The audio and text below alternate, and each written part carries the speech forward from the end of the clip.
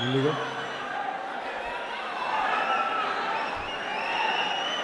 ఆసీనులై ఉన్న మా ఎంపీటీసీ విజేతలకి, మా జడ్పీటీసీ విజేతలకి ముందుగా నా శుభాకాంక్షలు తెలియజేసుకుంటూ, మా నాయకులకి, మా వీర మహిళలకి, మా నాయకురాళ్ళకి, అందరికీ ప్రతి ఒక్కరికి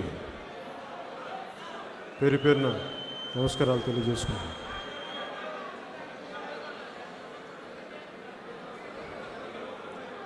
తుమ్మిదల ఝుంకారాలు, నెమళ్ళ క్రేంకారాలు, ఏనుగుల ఘీంకారాలు, మా వీర మహిళల పదఘట్టనలు, మా జన సైనికుల సింహగర్జనలు,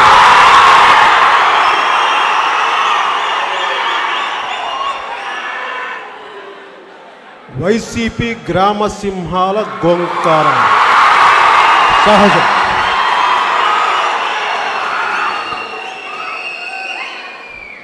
బాబు మీకేనమ్మా, చూసేవాళ్ళకి మీకే.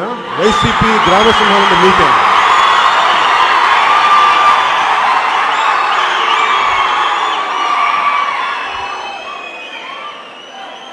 గోంకారము అనగా మొరుగుట.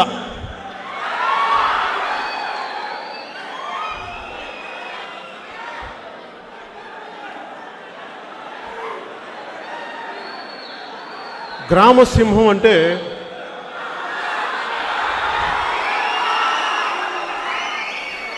చాలా పదకోశాలు,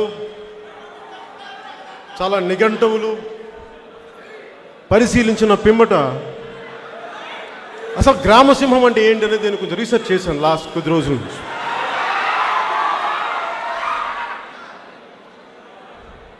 గ్రామసింహం అంటే సింహం అనుకున్నారు కాదు, అడవి సింహాలు మీరు అనుకున్నారు అవి కాదు, అది గ్రామసింహం. గ్రామసింహం బ్రౌన్ పదకోశం ప్రకారం కుక్కలు, వీధి కుక్కలు, శంకర్ నారాయణ తెలుగు డిక్షనరీ ప్రకారం పిచ్చి కుక్కలు, ఊర కుక్కలు,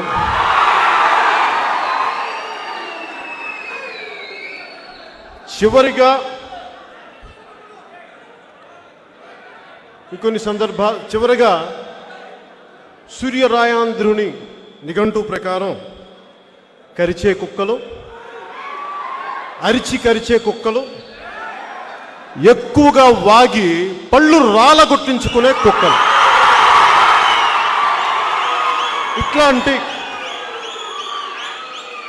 ఇలాంటి ఇత్యాది అర్థాలన్నీ ఈ పదకోశంలో ఉన్నాయి గ్రామసింహాలకి. ఈ సన్నాసులకి వారికి జన్మనిచ్చిన తల్లిదండ్రుల నేర్పలేని సంస్కారాన్ని నేను నేర్పగలనా? మనం నేర్పలేను. వీళ్ళకి ఎవరు నేర్పిస్తారంటే ఎక్కువ మాట్లాడితే ఇట్లా ఇంకా సరిగ్గా నూనూగు మీసాలు రాని 16-17 ఏళ్ల కుర్రాళ్ళు ఉంటారు చూసారా, వాళ్ళు నేర్పిస్తారు సంస్కారం వీళ్ళకి.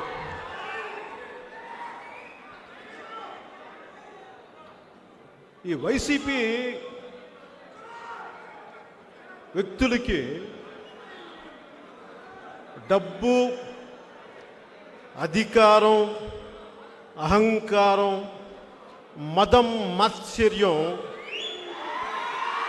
బాగా ఎక్కువగా ఉన్నాయి. వాళ్ళకి అవన్నీ పుష్కలంగా ఉన్నాయి. వాళ్ళకి లేనిదల్లా ఒక భయం లేదు వాళ్ళకి.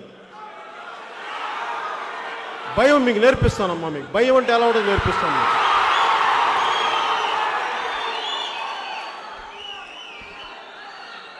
అలాగే అనాల్సినవన్నీ అనేసి కులాల చాటున దాక్కుంటే లాక్కొచ్చి కొడతాం, బయటికి లాగి కొడతాం. కుదరకపోతే భారతీయ శిక్షా స్మృతి ప్రకారం మీకు చట్టపరంగా శిక్షలు పడతాయి. ఆ బాధ్యత మేము తీసుకున్నాం, జనసేన తీసుకుంటున్న బాధ్యత.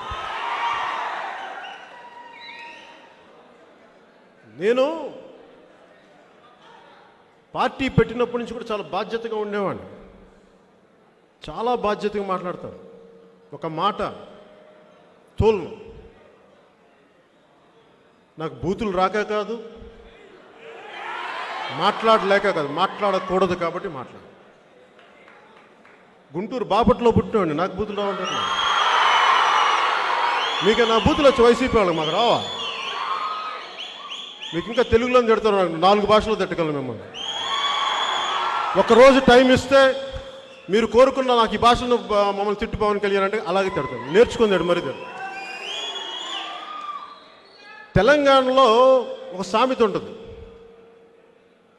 అన్న అల్వాలు ఎడిపోవాలి అంటే అన్న ఉలవలకి దున్నుతున్నానే అంటాడు. కాదన్నా నేను అడుగుతుంది అల్వాలకి ఎడిపోవాలి అంటే నేను ఉలవలకి దున్నుతున్నానే అంటాడు. ఆడు ఇట్లా చాలాసేపు అడిగింది. అరే నేను అడుగుతుంది ఏంటి, నువ్వు చెప్తుంది ఏంటంటే ఎవడు కావాలని చేస్తున్నాడు. అట్లాగా నేను వైసీపీ వాళ్ళని ఏమడుగుతున్నాను, బాబు మీ సొంత చిన్నాయన వివేకానంద రెడ్డి గారు హత్యకు గురయ్యారు, ఎవరమ్మా చంపింది? పవన్ కళ్యాణ్ 3 పెళ్ళిళ్ళు ఎందుకు చేసుకున్నాడు, అదేంటి, నా వ్యక్తిగత జీవితం ఏంటి? అలాగే బాబు మీకు ఎందుకు కోడికత్తిలో ఎవరమ్మా చేసింది ఆ రోజున మీరు అంతా అరిచి గోల చేశారే. సిఎస్ఎఫ్ వాళ్ళు ఉండగా కేంద్ర కంట్రోల్లో ఉండి, నిఘా వ్యవస్థ కంట్రోల్లో ఉండి, భద్రతా వ్యవస్థ కంట్రోల్లో ఉండి మీ మీద దాడి చేస్తూ అంత గోల చేశారే. ఆ చంపింది ఎవరమ్మా అని ఆ రోజున అప్పటి గవర్నర్ నరసింహన్ గారు కూడా దీని వెనక చాలా పెద్ద కుట్ర ఉందని అన్నారు కదా. ఆయన కూడా చెప్పాలి దీనికి సమాధానం. అలా కుదరదు. ఇవి చెప్తే ఏంటి మాట్లాడతారు మీరు నా మీద? ఆ రివర్స్ టెండరింగ్ గురించి అడిగితే నా వ్యక్తిగత జీవితం పట్టుకొస్తారేంటి? నా వ్యక్తిగత జీవితం ఏముందిరా నాయన? బ్లాక్ అండ్ వైట్ మీ జీవితం కదా, రంగుల కళలు మీ జీవితం. ఇంకోటి చెప్తున్నా మీకు, నేను ఎప్పుడు కూడా లైన్ దాటి మాట్లాడు. ఈ వైసీపీ అధినాయకుడు కూడా చాలాసార్లు నా వ్యక్తిగత జీవితం గురించి మాట్లాడు. నేను మాట్లాడలేక, మాటలు లేక, సంస్కారం, నా తల్లిదండ్రుల సంస్కారం నేర్పించారు. ఈరోజు మీ అందరి సాక్షిగా చెప్తున్నాను, మనం పాటించాల్సింది. నేను మిమ్మల్ని పాటించమని కోరుకుంటున్నాను. ఈ రోజున నేను ఆడబిడ్డలకి చాలా గౌరవిస్తాను. వైసీపీ కార్యకర్త కుటుంబ సభ్యుల్లో ప్రతి ఆడవారికి, ప్రతి వైసీపీ కార్యకర్త భార్య దగ్గర నుంచి వాళ్ళ అధినాయకుడు సతీమణి వరకు, అమ్మా నేను మీకు మాటిస్తున్నాను, మీరు మీ వాళ్ళు మాట తప్పుతారు, మీ వైపు ఒక్క మాట మా వాళ్ళని అన్నెవరు నేను అన్నాను, మీకు మాటిస్తున్నాను.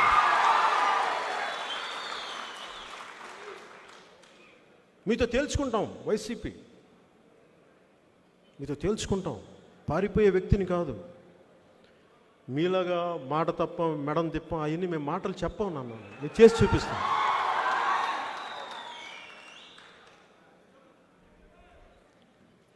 నేను ఎప్పుడైనా సరే చాలా ఒద్దికతోటి, చాలా పద్ధతిగా మాట్లాడతాను. ఈరోజున నేను మీతో పంచుకోదలుచుకున్నాను.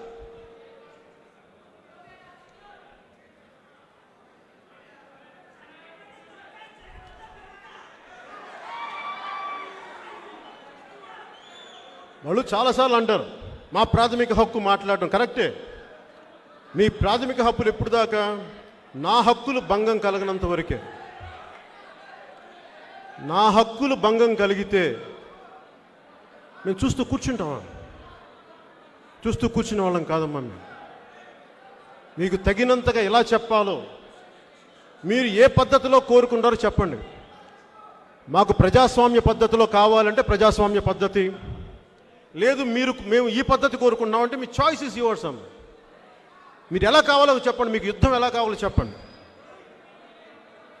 యుద్ధం ఎలా కావాలి మీకు? ప్రజాస్వామ్యబద్ధంగా యుద్ధం కావాలంటే దానికి సిద్ధం. లేదు ఇంకో ఏ విధంగానైనా అని చెప్పి మీరు అంటే దానికి మేము సంసిద్ధం. మర్చిపోకండి.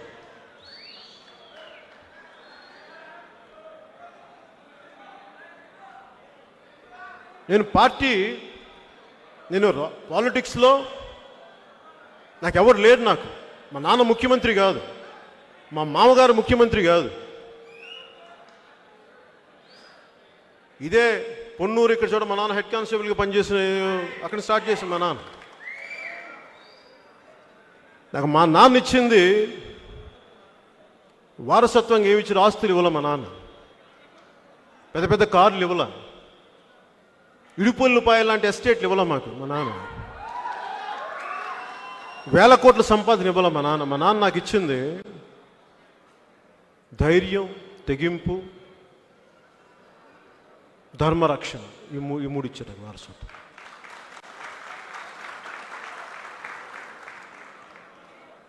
నేను ఈరోజు మీతోటి ఇది చాలా తీవ్రమైనది కాబట్టి, ఎందుకంటే ఇది నా ఒక్కడి ప్రయాణం కాదు, ఇది మనందరి ప్రయాణం కాబట్టి నేను చాలా బాధ్యతగానే మాట్లాడతాను. కొంత సమయం తీసుకుంటాను, జాగ్రత్తగా మాట్లాడతాను. ఏది మాట్లాడినా దాన్ని నిలబడతాను. నేను నడిచి చూపిస్తాను. మిమ్మల్ని నడవమని నేను అడగను, నేను నడిచి చూపిస్తాను. మీకు ఇష్టమైతే నాతో పాటు నడవాలి. నేను ఎప్పుడు ఏది అడిగినా ఆంధ్రప్రదేశ్ అభివృద్ధి గురించి అడుగుతాను. దేనికి అడుగుతాను?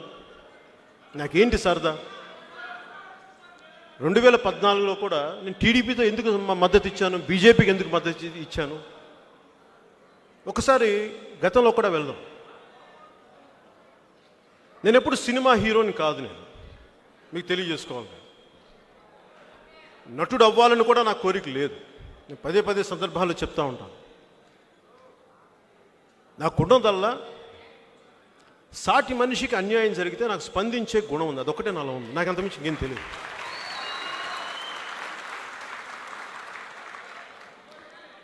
అది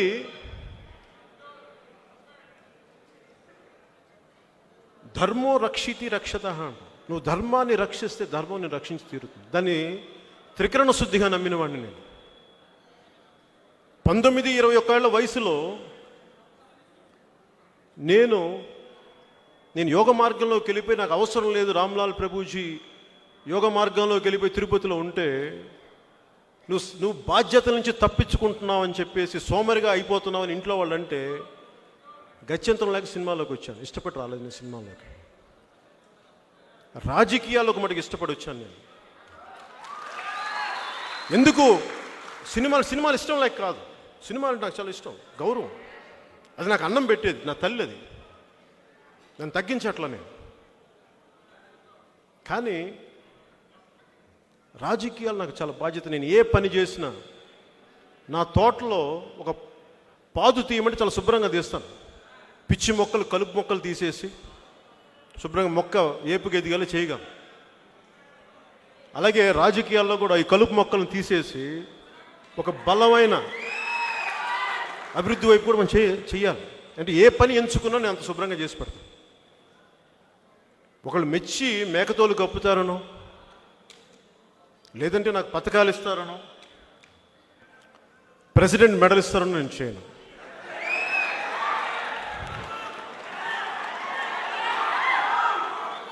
అంటే ప్రెసిడెంట్ మెడల్ కోసం చాలా కష్టపడాలి. కార్గిల్లో యుద్ధాలు చేయాలి, పాకిస్తాన్ శత్రుమూకల్ని చంపాలి, చైనా సరిహద్దులకు వస్తుంటే వాళ్ళని తరిమి కొట్టాలి చైనా వాళ్ళు. అప్పుడు ఇస్తారు మనకి భారతదేశ ప్రభుత్వం ప్రెసిడెంట్ మెడల్ అప్పుడు ఇస్తారు. కానీ మన ఆంధ్రప్రదేశ్ ప్రభుత్వం మటుకు 500, 600, 500 ఓకే, 500 ఇస్తే ప్రెసిడెంట్ మెడల్ ఇస్తారు. నేను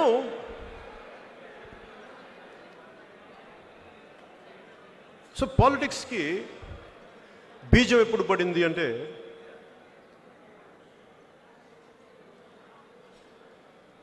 నేను చాలా సూక్ష్మంగా సమాజాన్ని చూసేవాడిని, పరిశీలించేవాడిని. చిన్నప్పటి నుంచి అలాంటి వాతావరణంలో పెరిగిన వాడిని మా నాన్నగారి వల్ల. మా నాన్నగారు ఆయన ఒక సోషలిస్టు లేదంటే కమ్యూనిస్టు, ఒక రామభక్తుడు, ఒక మనందరికి ఉండేది. మన కమ్యూనిజం మాట్లాడతాం, సోషలిజం మాట్లాడతాం, కానీ భక్తిని సంస్కృతిని వదులుకోం మనం. అది మన దేశ తాలూకు లక్షణం, అది మూల లక్షణం. అదే నేను అలవాటు చేసుకున్నాను. సమసమాజం ఉండాలని కోరుకుంటాను. సమసమాజం అంటే డబ్బు సంపాదించే వాళ్ళని చావగొట్టి వాళ్ళందరి ఎదుగుదలని ఆపేసి మొత్తాన్ని దరిద్రులను చేయమని కాదు. నిత్య దరిద్రుడు నిశ్చింత పురుషుడు అన్న సూక్తిని ఈ వైసీపీ ప్రభుత్వం చేస్తూ ఉంది. అభివృద్ధి ఎక్కడుంది మీకు? అభివృద్ధి గురించి మాట్లాడమంటే అభివృద్ధి గురించి ఏముంది మీకు? అభివృద్ధి అని అంటే ఓకే, వీళ్ళు ఈ కోడికత్తి కేసులో క్రైమ్స్, లేదంటే వాళ్ళ సొంత చిన్న వివేకానంద రెడ్డి గారి హత్య కేసు అదొక వైపు అయితే, మా వాళ్ళ మీద దాడులు, మా జన సైనికుల మీద దాడులు, మా ఆడపడుచుల మీద మీరు దాడులు, అది ఒకవైపు అయితే అసలు అభివృద్ధి ఎక్కడుంది వీళ్ళకి? రోడ్లు వేయడానికి డబ్బులు లేవు, రోడ్లు వేయరు. ఒక పొలిటికల్ పార్టీగా మేము అడుగుతాం, మా హక్కు అది, మేము బాధ్యత తీసుకున్నాం. నాకేం సరదా కాదు. ఇంత లక్షలాది మంది ప్రేమించేవాళ్ళు, ఇన్ని కోట్లాది మంది ఆదరించేవాళ్ళు ఉండగా నేను ఒక బాధ్యత తీసుకొని ప్రతి సన్నాసి చేత నాకు తిట్టించుకోవాల్సిన అవసరం నాకు లేదు. కానీ ఎందుకు తిట్టించుకుంటాను అది కూడా అడుగుతాను, చెప్తున్నాను మీకు. దేనికి? ఇది నా సమాజం, నా దేశం అనుకుంటాను, నా నేల అనుకుంటాను. ఇది నా సమాజం, ప్రేమ ఈ నేల మీద. ఆంధ్రప్రదేశ్లో పుట్టాను కాబట్టి, తెలంగాణలో ఎదిగాను కాబట్టి నేను నా బాధ్యత ఇక్కడ దాకా నిర్వర్తిస్తున్నాను. నాకేం సరదా కాదు వీళ్ళందరి చేత తిట్టించుకోవటం. నేను యోగ మార్గం నుంచి వచ్చిన వాడిని, నాకేది అంటదు నాకు. అంటే వీళ్ళందరూ ఏమనుకుంటారు, నన్ను తిట్టేస్తే చాలా కింద కూర్చొని ఏడ్చేస్తాను అనుకుంటారా వీళ్ళు? వెలవల ఇట్లాగా ఏముంటుందని మన బుట్ట దిగిపోయినట్టు ఇలా కూర్చుంటారు. కూర్చోనమ్మా నేను. అస్సలు మీరు తిట్టే కొద్దీ బలపడతాను తప్ప బలహీన పడను, గుర్తుపెట్టుకోండి. బలహీన పడకపోగా మీ ప్రతి ఒక్కళ్ళు గుర్తుపెట్టుకోండి, ప్రతి ఒక్కరు మరిచిపోయే ప్రశ్నే లేదు, గుర్తుపెట్టుకోండి. నేను యుద్ధం ప్రకటించను, ఎప్పుడు నేను యుద్ధం ప్రకటించను. మీరు లాగితే నేను వెనక్కి వెళ్ళను, గుర్తుపెట్టుకోండి. నేను చాలా పద్ధతిగా మాట్లాడుతున్నా, ఎన్నిసార్లు చాలా ఓర్పుగా మాట్లాడతా, తగ్గి మాట్లాడతా, అయ్యా అంట, బాబు అంట. కాదు కూడదంటే మటుకు నాకేం చేయాలో, ఎలా కొట్టాలో కూడా నాకు బాగా తెలుసు. మనం ఇది ఉదాహరణకి అసలు ఎందుకు మనం వీళ్ళందరూ ఏం మాట్లాడతారంటే, వీళ్ళంతా ఎనీ పొలిటికల్ పార్టీ, ముఖ్యంగా వైసీపీ. బాబు ఫోన్ తీశాను, వాళ్ళు చేస్తాను. ముఖ్యంగా వైసీపీ మేమిస్తున్నాం, గత ప్రభుత్వం కూడా మా పథకాలు వాళ్ళ పేర్లు అంటే, అలాగే వీళ్ళు ఆ అన్న పథకం, మా అన్న పథకం, పెద్దన్న పథకం. ఎవరు సొమ్మయ్య ఇది నాకు అర్థం కావట్లా. మీరేదైనా చెమటోటి సంపాదించిన డబ్బులు అయ్యి, మీరు మనందరం పొద్దున లేచినప్పటి నుంచి,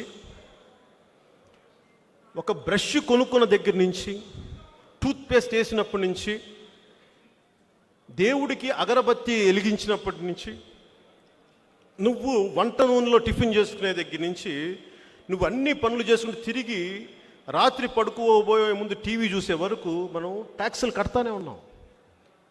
అది జిఎస్టీ అనండి, సేల్స్ ట్యాక్స్ అనండి, అలాగే క్రయ విక్రయాల మీద ఒక 60 గజాల స్థలం అమ్ముకున్నా వైసీపీ వాళ్ళగా 6,000 ఎకరాలు సంపాదించుకుని ఏదైనా సరే ట్యాక్స్ కట్టాలి. మేబీ 6,000 ఎకరాలు సంపాదించుకున్న వాళ్ళు ట్యాక్సులు కట్టడం అది మనకు తెలియదు, అది కొంచెం ఎక్సెప్షనల్ కేసులు. మరి ఇంతమంది ట్యాక్సులు కడితే ఆ ట్యాక్స్కి ఒక చోట చేరుతాయి. మీరు పొద్దున్న లేసిన, అలాగే కొంచెం ఈ కొన్ని వ్యసనాలు ఏదైనా అలవాట్లు ఏమైనా ఉంటే, స్మోకింగ్ కానీ ఇవి కానీ, వాటికి 27% లేదా 70%. ఈ ట్యాక్స్లన్నీ కట్టి వెళ్తే అవన్నీ ప్రభుత్వ ఖజానాలోకి చేరిన తర్వాత అయ్యి మనందరికీ ఒక క్రమ పద్ధతిలో అభివృద్ధి పదంలో పంచాలి. అలా కాకుండా వీళ్ళు నాకు ఓటేస్తారు వీళ్ళకి పంచుతా, వీళ్ళు నాకు ఓటేశారు కాబట్టి వీళ్ళకి పంచుతా, వీళ్ళలో కూడా వాళ్ళకి ఇస్తాను వీళ్ళకి ఇవ్వను, ఆ పెద్ద ఆయనకి పెన్షన్ ఇస్తాను ఆ పెద్దమ్మకి నేను పెన్షన్ ఇవ్వను, వీళ్ళకి నేను రేషన్ కట్ చేస్తా వాళ్ళకి రేషన్ ఇస్తా. ఇలా మీరు అస్తవ్యస్తంగా చేస్తే మేము అడగమా మిమ్మల్ని. అంటే మీరేంటి కిరాయి మోకలను పెట్టుకొని కోడికత్తు గ్యాంగుల్ని పెట్టుకొని, లేదంటే కాదమ్మా మీరు కోడికత్తు గ్యాంగుల్ని పెట్టుకొని కిరాయి మోకలను పెట్టుకొని లేదంటే బాంబులతో దాడులు చేస్తామంటే మేము భయపడతామా? మీరు వైసీపీ నాయకత్వానికి స్ట్రైట్గా చెప్తున్నా, అలా భయపడే వాళ్ళు ఇంకెవరు ఉన్నారో కానీ పవన్ కళ్యాణ్తో పెట్టుకోకడమ్మా, తోలు తీసి కింద కూర్చోబెడతాం. నా మర్యాద ఎప్పుడు దాకంటే మీరు మర్యాద ఇచ్చినంత వరకే. మీరు మర్యాద స్థాయి దాటారా, నేను దాటితే మర్యాద ఎలా ఉంటుందో మీకు నేను చూపిస్తాను.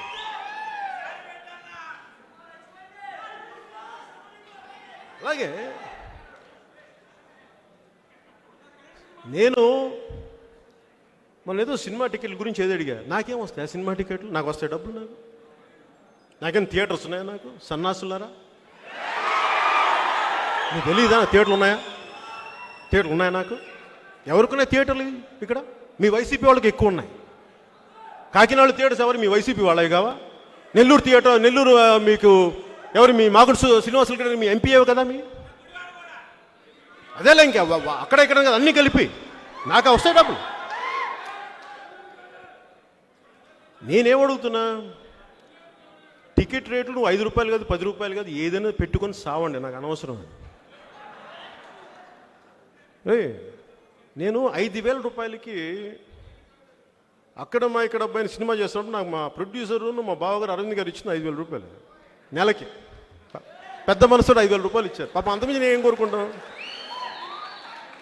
అలాగే జానీ సినిమాకి సినిమా పోతే డబ్బులన్నీ ఇచ్చేసాను, ₹0 తీసుకుంది. పైగా అప్పు చేశాను 15 లక్షలు. నాకు సినిమా మీద నాకు ఇది లేదు. నేను అడుగుతుంది ఏంటంటే, సినిమా టికెట్లని నేను అడగలా, చాలా చిన్నది అది. నేను అడుగుతుంది ఏంటంటే, నా కష్టార్జితాన్ని ఒకరి కష్టార్జితాన్ని నువ్వెవడు దోచుకోవడానికి అంట. నీకు హక్కు లేదు. నీకు it's demand and supply. Demand and supply మీద ఆధారపడి ఉంటుంది. ఇది సోషలిస్ట్ కమ్యూనిస్ట్ ఎకానమీ కాదు, ఇది ఫ్రీ ట్రేడ్, ఇది మిక్స్డ్ ఎకానమీ. ఇండియా మిశ్రమ ఎకానమీ. ఇది ప్రైవేట్ ఎంటర్ప్రైజెస్ ఉంటాయి, పబ్లిక్ ఎంటర్ప్రైజెస్ ఉంటాయి.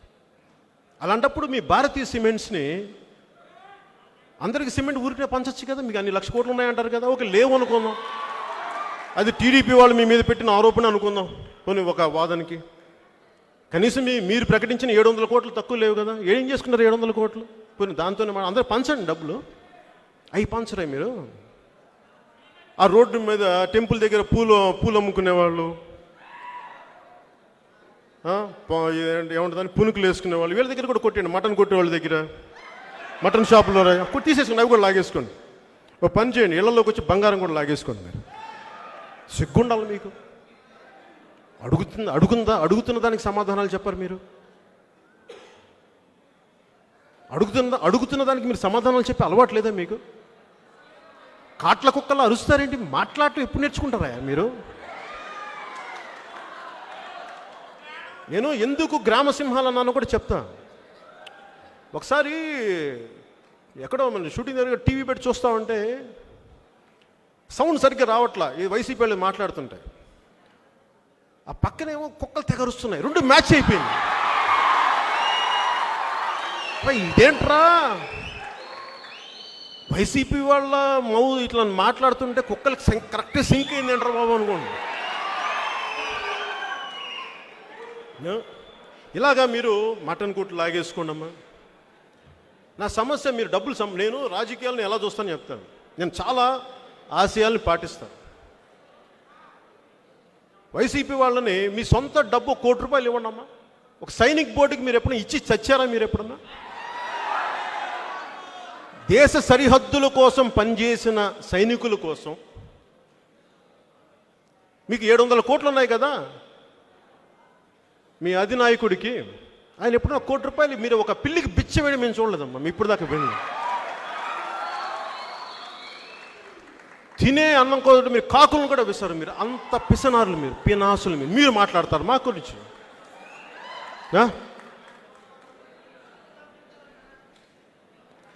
ఏదన్నా తగిలితే, ఏదైనా అడిగితే గింజుకుపోతారు. వీళ్ళేమో మనల్ని వచ్చి కొట్టేయచ్చు, వీళ్ళు వచ్చి మనల్ని తిట్టేయచ్చు, పచ్చిబూతులు తిట్టేయచ్చు. మన మటుకు సార్ అలాగే సార్ ఏం రా అని పిచ్చి పచ్చిబూతులు సార్ నమస్కారం అలా అనవమ్మా. అస్సలు అనే ప్రశ్న లేదమ్మా. మీరు నువ్వమ్మా, మీరు ఆ టైం అయిపోయిందమ్మా.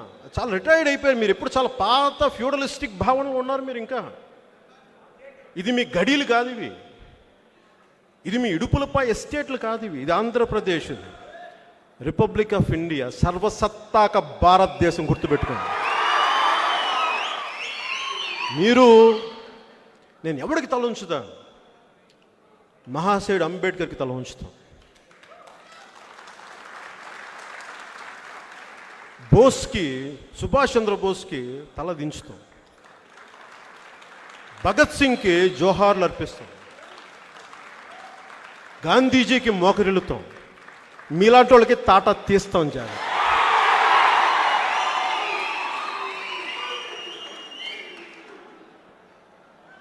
నేను మీరు ఏదన్నా అడుగు, ఇది మాట్లాడటం మానేశారు. అరుపులు. ఒట్టిగొడ్డికి అరుపులు ఎక్కువ, వానలేని మబ్బుకి ఉరుములు ఎక్కువ. ఎందుకు ఇలా అరుస్తారంటే అభివృద్ధి లేదు కనుక. రోడ్లు వేసారా మీరు ఇప్పుడు దాకా వచ్చి? ఏం బిగుతారా మీరు రోడ్లు లేకుండా? ఒక్క రోడ్డు వేసారా మీరు? వేయరు. మేము ఇప్పుడు వస్తున్నామంటే ఇప్పుడు మా మసూదన్ రెడ్డి గారు చెప్పినట్టుగా వెంటనే ఒక 7 కిలోమీటర్లు పాడైపోయిన రోడ్ని మీరేంటి 2 రోజులు వేసేస్తారు హడావుడిగా? మేము నమ్ముతాం. మేము అవన్నీ మేము అడుగుతుంది రోడ్లు.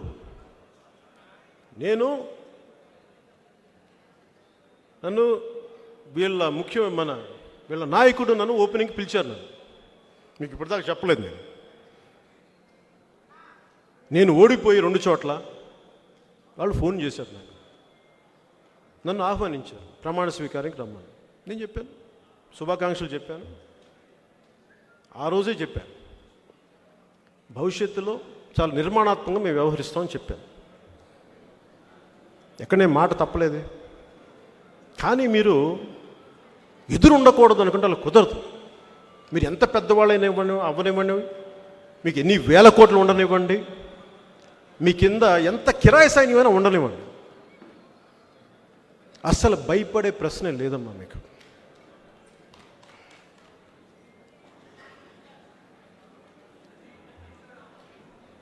మనందరం ఏం నమ్ముతామంటే, ఉదాహరణకు తోడేళ్ళ గుంపు మేము జీతాలు లేకుండా మేము గొర్రెల మందుని కాపు కాస్తామంటే నమ్ముతామా మేము? వైసీపీ వాళ్ళు మేము అయ్యే అవినీతి లేకుండా మేము పాలన సాగిస్తామని మేము నమ్ముతామా మిమ్మల్ని? మీరు అమ్మే గవర్నమెంట్ ఈ సారాయి డికాలు డబ్బులు ఎక్కడికి వెళ్తున్నాయి? దాదాపు వారు చెప్పిన లెక్కల ప్రకారమే రాష్ట్ర ఆదాయం ఇట్లా ట్యాక్స్, ఇందాక మీకు చెప్పినట్టుగా బ్రష్ల దగ్గర నుంచి, పేస్టుల దగ్గర నుంచి, నూనెల దగ్గర నుంచి అన్నిటి మీద స్టేట్ ట్యాక్స్లు, తర్వాత మనకి రోడ్ ట్యాక్స్లు అన్నీ కలిపి, లేదంటే మనకి జిఎస్టీలు అన్నీ కలిపి మన షేర్కి వాటా అన్ని రకాలు వస్తే దాదాపు 1,29,000 కోట్లు, 1,00,000 కోట్ల పైన అనుకోండి. ఆ 1,00,000 కోట్లు ఏం చేస్తారు మీరు? జీతాలు ఇవ్వరు, జీతాలు 2 వారాలుగా లేట్ చేస్తారు, పెన్షన్లు ఇవ్వరు, పెన్షన్లు 3వ వారానికి కానీ ఇవ్వరు. ఈ మధ్యన వైజాగ్లో మాకు తెలిసిన వాళ్ళు ఉత్తరాంధ్రలో ఒక ఎక్సైజ్ ఎస్ఐ చనిపోయి దాదాపు సంవత్సరికం కూడా వస్తుంటే ఈ రోజుకి అడిగితే ఆ పెన్షన్ ఆఫీస్కి వెళ్తే ఆయన అంటారు, సాగతిస్తున్నారండి, ఇవ్వట్లేదంటే. వాళ్ళు అడిగారు, బాబు మా భర్త పోయారయ్యా, మాకు ఏం చేయాలో తెలియట్లేదు, డబ్బులు ఇవ్వంటే, అమ్మ మీకు కావాలని డబ్బులు ఇస్తాము, మీకు లంచం కూడా ఇస్తామంటే, లంచాలు కాదమ్మా, మాకు అట్లాంటి మనుషులు ఇంకా మేము ఇవ్వడానికి కాదు, డబ్బులు లేవమ్మా మా దగ్గర. ఇది రాష్ట్ర ఆర్థిక పరిస్థితి. దీని గురించి మాట్లాడితే నీచంగా తిట్టేసి, నీచంగా మాట్లాడి వ్యక్తిగతంగా వచ్చేసి కుటుంబాల జోలికి వచ్చేసి మేము మా ఇంటి ఆడపడుచుల జోలికి వచ్చేసి ఎంత దిగజారిపోతే ఎలా? మీకు ఆడబిడ్డలు ఉన్నారు కదా, మీకు కూతుర్లు ఉన్నారు కదా, మీకు బిడ్డలు ఉన్నారు కదా, మీకు అనిపించదా మనసులో ఇది తప్పు, ఇలా మాట్లాడకూడదని? కనీసం మీ కుటుంబ సభ్యులు, మీ ఆడవాళ్ళు ఎవరు చెప్పరా మీకు? దయచేసి కొంచెం విఘ్నత పాటించండి. ఇది కేవలం నేను మీ ఇంటి ఆడపడుచులు, మీ తల్లులు, వారి మీద గౌరవంతో మాట్లాడుతున్నాను. ఇట్లా నేను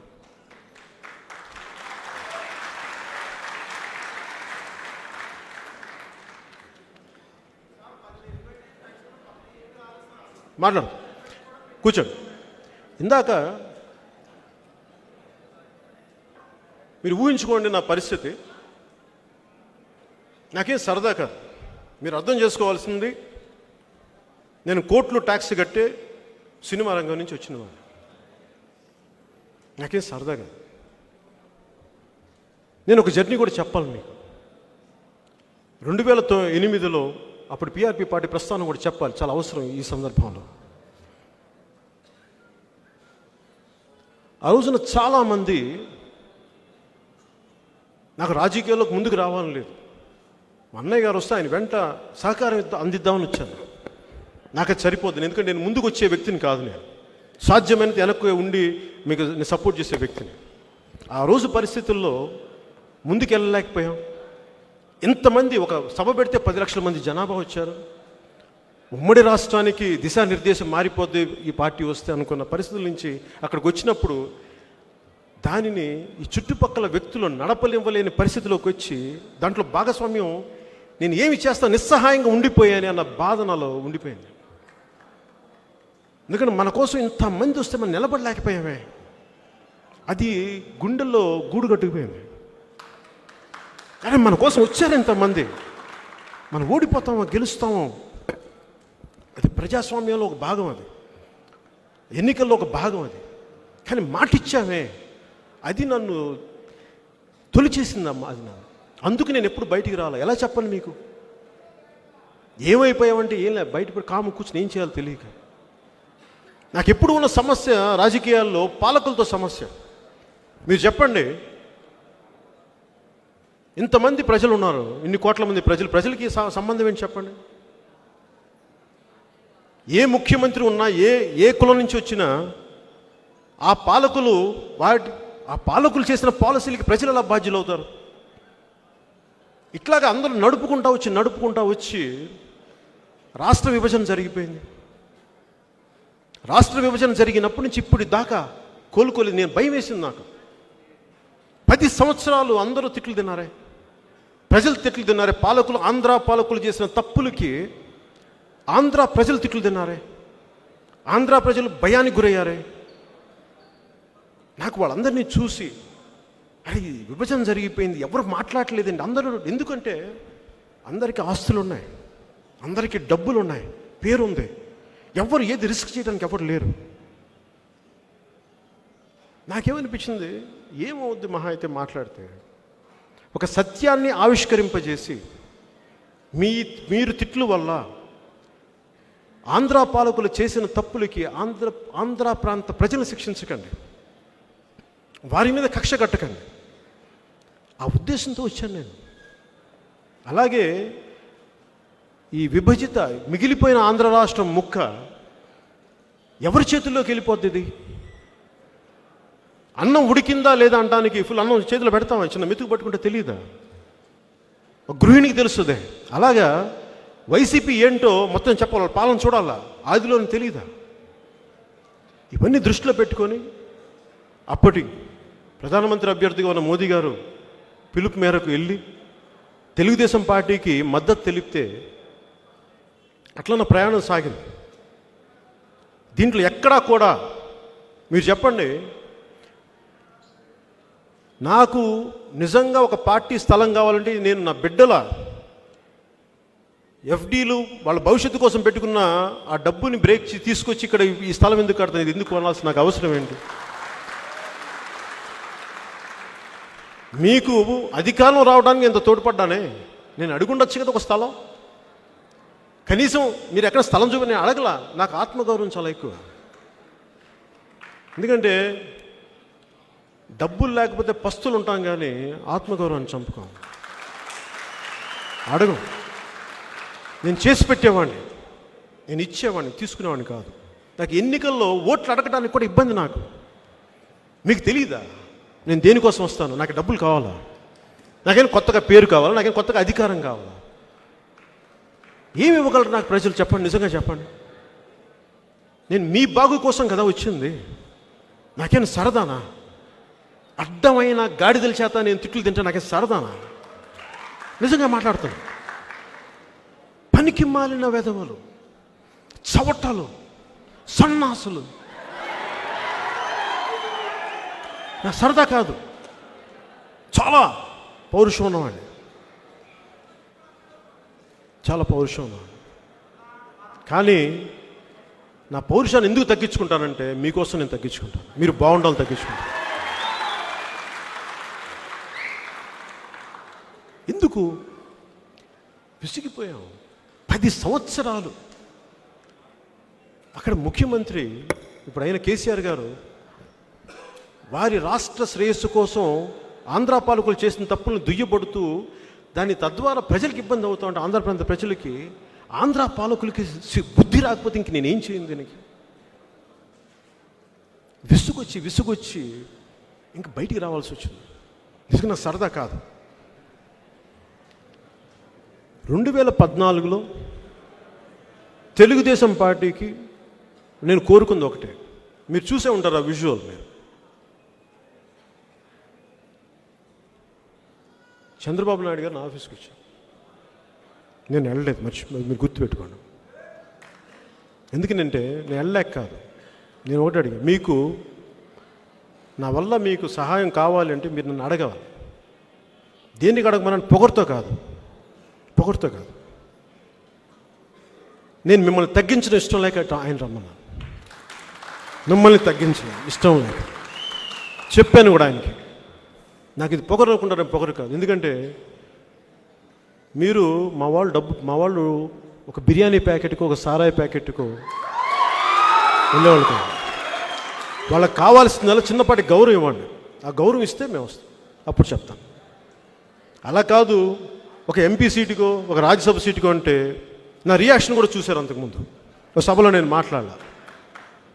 ఎందుకు మాట్లాడంటే, మీరు నా ఆత్మగౌరవాన్ని దెబ్బ కొడితే నేను ఇంకో మనిషిని. మీరు నాకు మీకు ఎంత గౌరవం ఇస్తానో అంత తిరస్కార భావాన్ని కూడా నేను చూపించగలను. నాకు శక్తి ఉంది నా దగ్గర. ఎందుకంటే నేను మీ నుంచి ఏం కోరుకోను. నేను ఎందుకు మాట్లాడగలను? నేను డబ్బులు సంపాదించుకోలేక. ఇదే హైదరాబాద్ మాదాపూర్లో ఎకరం ₹1,00,000 ఉన్నప్పుడు నా సంపాదన ₹1,00,00,000. నేను కొనుండొచ్చు కదా. ఈ రోజున 1,000 కోట్లు ఉండేది, 2,000 కోట్లే. వీళ్ళ వైసీపీ నాయకుల కంటే ఇంకా అద్భుతంగా అఫీషియల్గా డబ్బులు సంపాదించేవాళ్ళు. నేను చేయలే. ఎందుకు సంపాదించలేదంటే, అలాంటి డబ్బు ఎక్కువైపోయే కొద్దీ భయపడిపోతాం. ఇప్పుడు డబ్బు పెరిగే కొద్దీ ధైర్యం రావాలి కదా. డబ్బు పెరిగే కొద్దీ భయం వేసిపోద్ది. వాళ్ళు ఏం చేసేస్తారేమో, ఇదేం చేసేస్తారేమో, ఇట్లా అని. ఇవన్నీ ఆలోచించి నేను ఎప్పుడు డబ్బు వెంట పడలా. ఎందుకంటే నాకు ధైర్యం, నా ధనం ధైర్యం, ద్రవ్యం కాదు.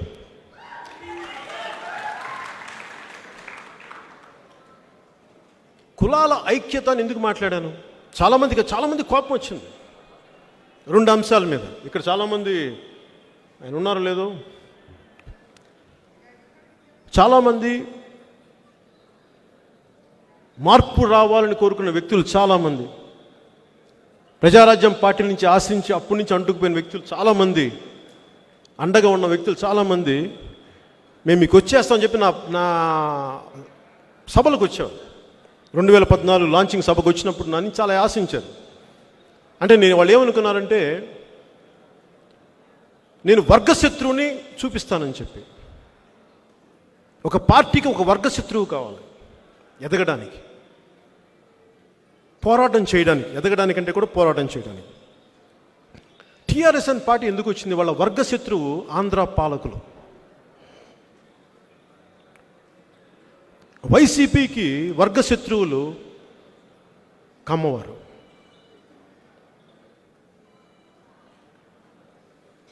ఇట్లాగా మన వర్గశత్రువులను ఇలా చేసేస్తే, నన్ను అడిగారు చాలామంది, మీ వర్గశత్రువు ఎవరని. చాలామంది పోరాటాలు తిరిగేవాళ్ళు చాలామంది, నీ వర్గశత్రువు ఎవరు, జనసేనకి వర్గశత్రువు ఎవరంటే చాలా క్లిష్టమైంది, అది చాలా కష్టమైంది. ఎలా చెప్తావు వర్గశత్రువు అంటే? ఒక కులం కాదే వర్గశత్రువు, ఒక జాతి కాదే వర్గశత్రువు. ఈ రోజున టీఆర్ఎస్ని అడగండి, మీ వర్గశత్రువు ఎవరని ఆ తెలంగాణ అంటే ఏమంటారు? ఎవరు లేరు అక్కడ వర్గశత్రువు. ఫైనల్ వర్గశత్రువులు ఎవరుంటారంటే పేదరికం, అవినీతి, దాష్టీకం, దౌర్జన్యం, ఇవి వర్గశత్రువు, కులాలు కాదు. ఉదాహరణకి ఆంధ్రప్రదేశ్లో 151 సీట్లతోటి వైసీపీ వస్తే ఏం చేసి ఉండాల్సింది? ఎంత అద్భుతమైన ప్రగతి సాధించి ఉండాల్సింది. వాళ్ళు అలా కాకుండా వెళ్ళిపోయి అందరినీ చంపేద్దాం అనుకుంటే ఎట్లా? మీరు ఎవరిని ఎదగనివ్వకూడదు, చంపేద్దాం, భయప్రాంతులను చేసేద్దామంటే ఎట్లా? అది నిజంగా జరుగుద్ది అట్లా? ఒక కులాన్ని సమూలంగా తుడిచిపెట్టేయడం జరుగుద్దా? అది అయ్యే పనేనా అసలు? అది సబబైన పనేనా? అలా చెయ్యొచ్చా ప్రజాస్వామ్యంలో? ఇదేమన్నా మంగోల్ తాండాల పోరాటం అనుకుంటున్నారా మీరు? ఇది ప్రజాస్వామ్యాన్ని మర్చిపోయారా మీరు? ఇట్లాగా తన మన భేదం లేకుండా చేసుకుంటూ వెళ్ళిపోతే దీన్ని ఎక్కడో చోట ఒక ఆపాల్సిన పరిస్థితి అయితే ఉంది. సో వర్గశత్రువు జనసేనకి దాష్టికం చేసేవాళ్ళు, దౌర్జన్యం చేసేవాళ్ళు, దోపిడీ చేసేవాళ్ళు జనసేనకి వర్గశత్రువులు. వాళ్ళు ఏ కులంలోనైనా ఉండనివ్వండి, ఎవరైనా కానివ్వండి, ఎవరు దాష్టికం చేసినా, ఎవరు దౌర్జన్యం చేసినా, ఎవరు దోపిడీ చేసినా జనసేన వాళ్ళని వర్గశత్రువుగానే ప్రకటించుకుంటాం. వాళ్ళు మా ప్రత్యర్థులే, వాళ్ళు మేము పోరాటం చేస్తాం మీతో. అలాగే కులాల ఐక్యత అని ఎందుకు పెట్టానంటే, మనందరం ఎక్కడ పుట్టాలి, ఏ కులంలో పుట్టాలి, ఎలా పుట్టాలి, ఏ రంగు, ఎట్లా మన ఎవరి చేతుల్లో లేదు ఇది, ఎవరి చేతుల్లో లేదు ఇది. కానీ పుట్టాక మనం ఎలా ప్రవర్తించాలనేది, ఇది కులాల ఐక్యత అని ఎందుకు పెట్టానంటే, అదేదో పుస్తకాలు చదివి ఇట్లా కాదు, చాలా అర్థం చేసుకునే పెట్టాను. నేను చెన్నైలో ఉన్నప్పుడు, లేదంటే నెల్లూరులో ఉన్నప్పుడు రంగా గారు బతికుండేవాళ్ళు ఇక్కడ, వంగవీటి రంగా గారు. ఆయన బతికున్న రోజు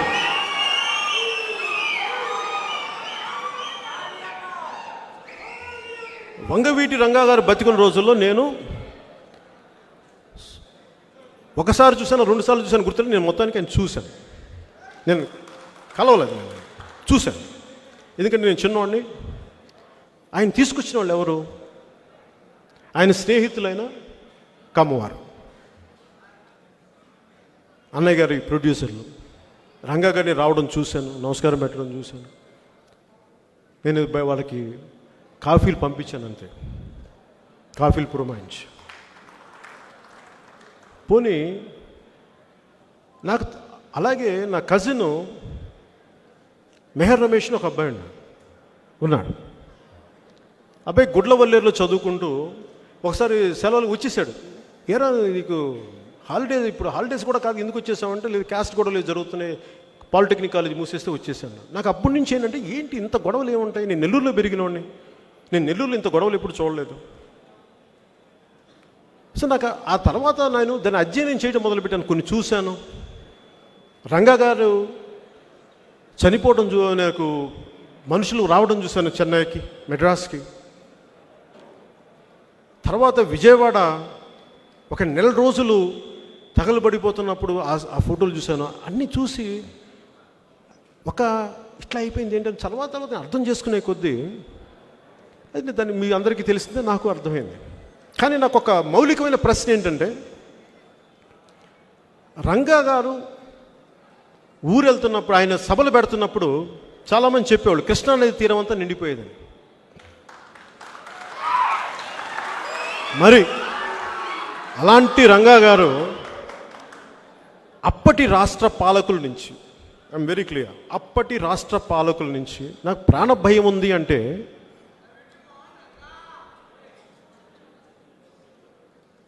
అప్పటి రాష్ట్ర పాలకుల వల్ల నాకు ప్రాణ భయం ఉంది అని ఆయన ధర్నాకి కూర్చుంటే, సత్యాగ్రహం చేస్తూ ఉంటే,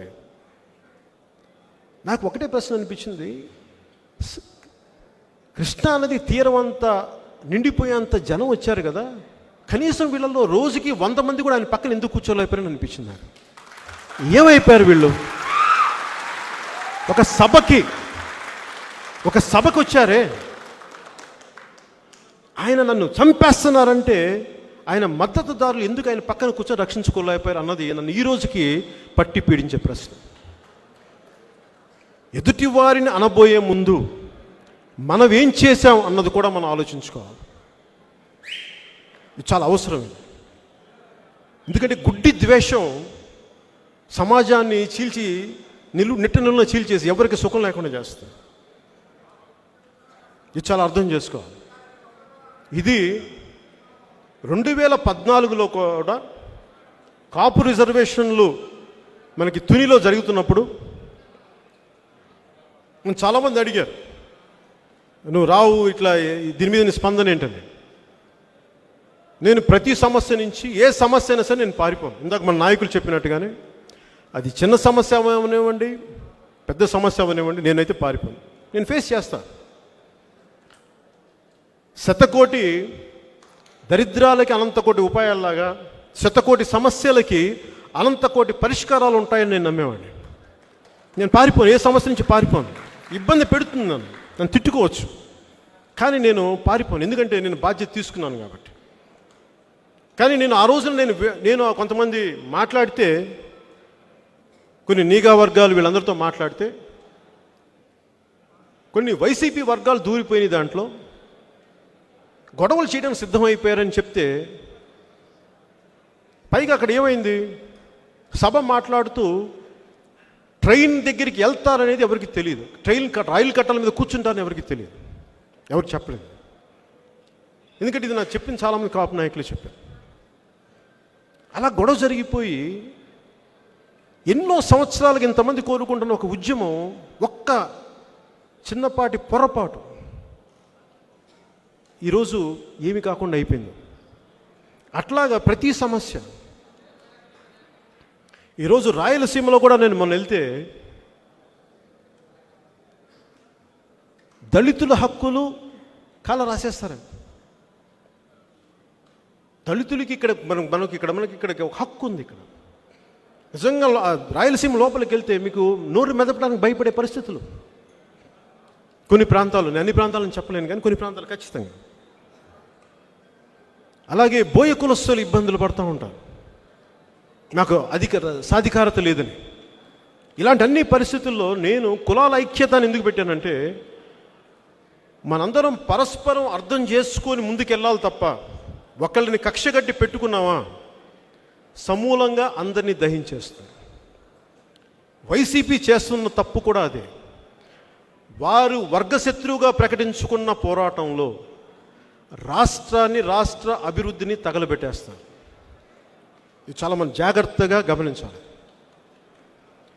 రాష్ట్రం అంటే 2 కులాలు కాదు, రాష్ట్రం అంటే చాలా పెద్దది, గుర్తుపెట్టుకోండి.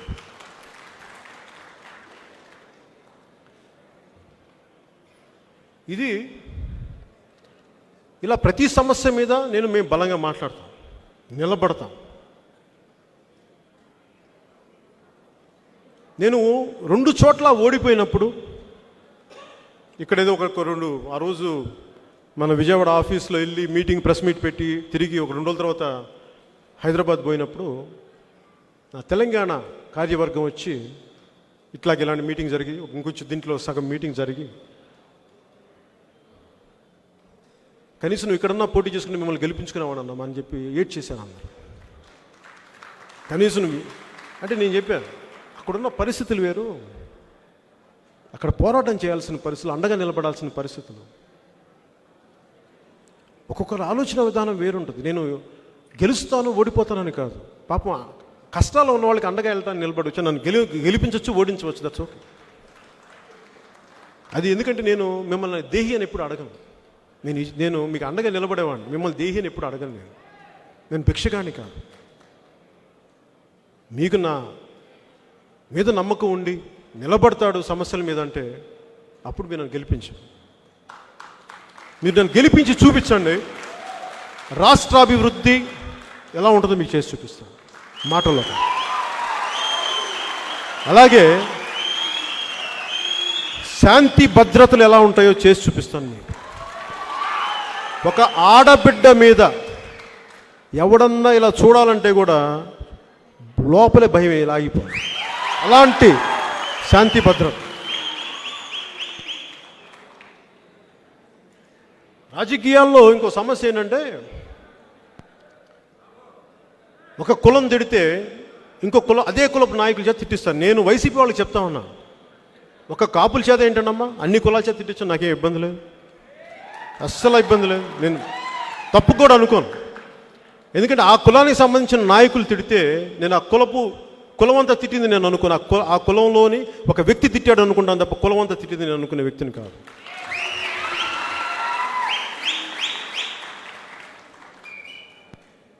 నేను వీళ్ళందరికీ ఏముంటుందంటే, నన్ను చూడగానే వీడిని ఏదైనా తిట్టేసేయచ్చు. నేను ఎప్పుడు ఎవరిని రెచ్చగొట్టను, మర్యాదగా మాట్లాడితే. మొన్న కూడా ఏదో సభల్లో వీళ్ళు ఎవరో మాట్లాడుతూ ఉంటే కాపులు ఉన్న చోట నిలబడతారు, అది నిలబడతారంటే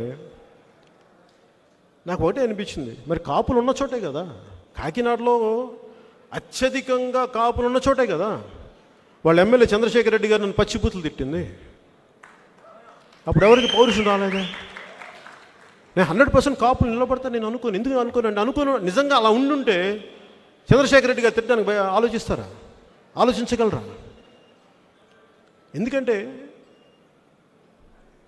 ఎక్కువ జనాభా ఉన్న చోట, సంఖ్యాబలం ఉన్న కులాల్లో ఐక్యత తక్కువ ఉంటుంది సహజంగానే. ఒక చిన్న స్థానం కోసం ఇంతమంది పోటీ పడతారు. ఆ నాయకులు వేసే ఎంగిలి మెతుకులకి వారి ఈ మోచేతి అంబలి మహా కమ్మగా ఉంటుంది అనుకోండి పాపం. ఎందుకంటే ఎక్కువ మంది పోటీ పడతారు కదా, అందుకని ఎవడు ముందు వెళ్ళిపోయి అంబలి తాగేస్తే పాపం బాగుంటుంది. తాగండి రా బాగా తాగండి. కొంచెం అంబల్లో కొంచెం కారం, కొంచెం ఉప్పు వేసుకుని ఇంకొంచెం ఎక్కువ తాగండి, బాగుంటుంది, మంచిగా ఉంటుంది. తాగండి, సిగ్గుండాలి మీకు. అప్పుడు జాతి గురించి మాట్లాడకండి అమ్మ, తప్పు. అలాగే నేను టీడీపీకి మద్దతు ఇవ్వగానే నేను నా కులాన్ని ఎప్పుడు నేను దూరం వెళ్ళలేదు, నేను ఎప్పుడు పారిపోను కూడా. అలాగే వేరే కులాలని తోలు నాడను కూడా నేను గౌరవిస్తాను, అన్ని కులాలను గౌరవిస్తాను. ఇంకా చెప్పుకోవాలంటే నేను ఒక అబ్బాయి ఏలూరులో ఎక్కడో నేను ఏదో దగ్గర తీసుకుంటాను, నేను ఏంటి రెల్లి కులస్తున్నా అంటే నేను చెప్పా, నేను రెల్లి కోసం పుట్టలేదు నాన్న, నన్ను నీ రెల్లి సోదరుడు అనుకోను, నీలో పుట్టాను అనుకో. అలాగే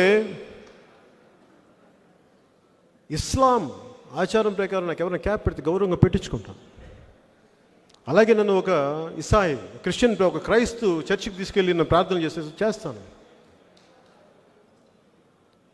రెండు ముఖ్యమైనవి జనసేనలో ఏంటంటే, ఒకటి కులాల ఐక్యత. ఎందుకు మాట్లాడతానంటే, మనం అందరం ఒకరికొకరు పరస్పర సహకారం అవసరం అభివృద్ధికి.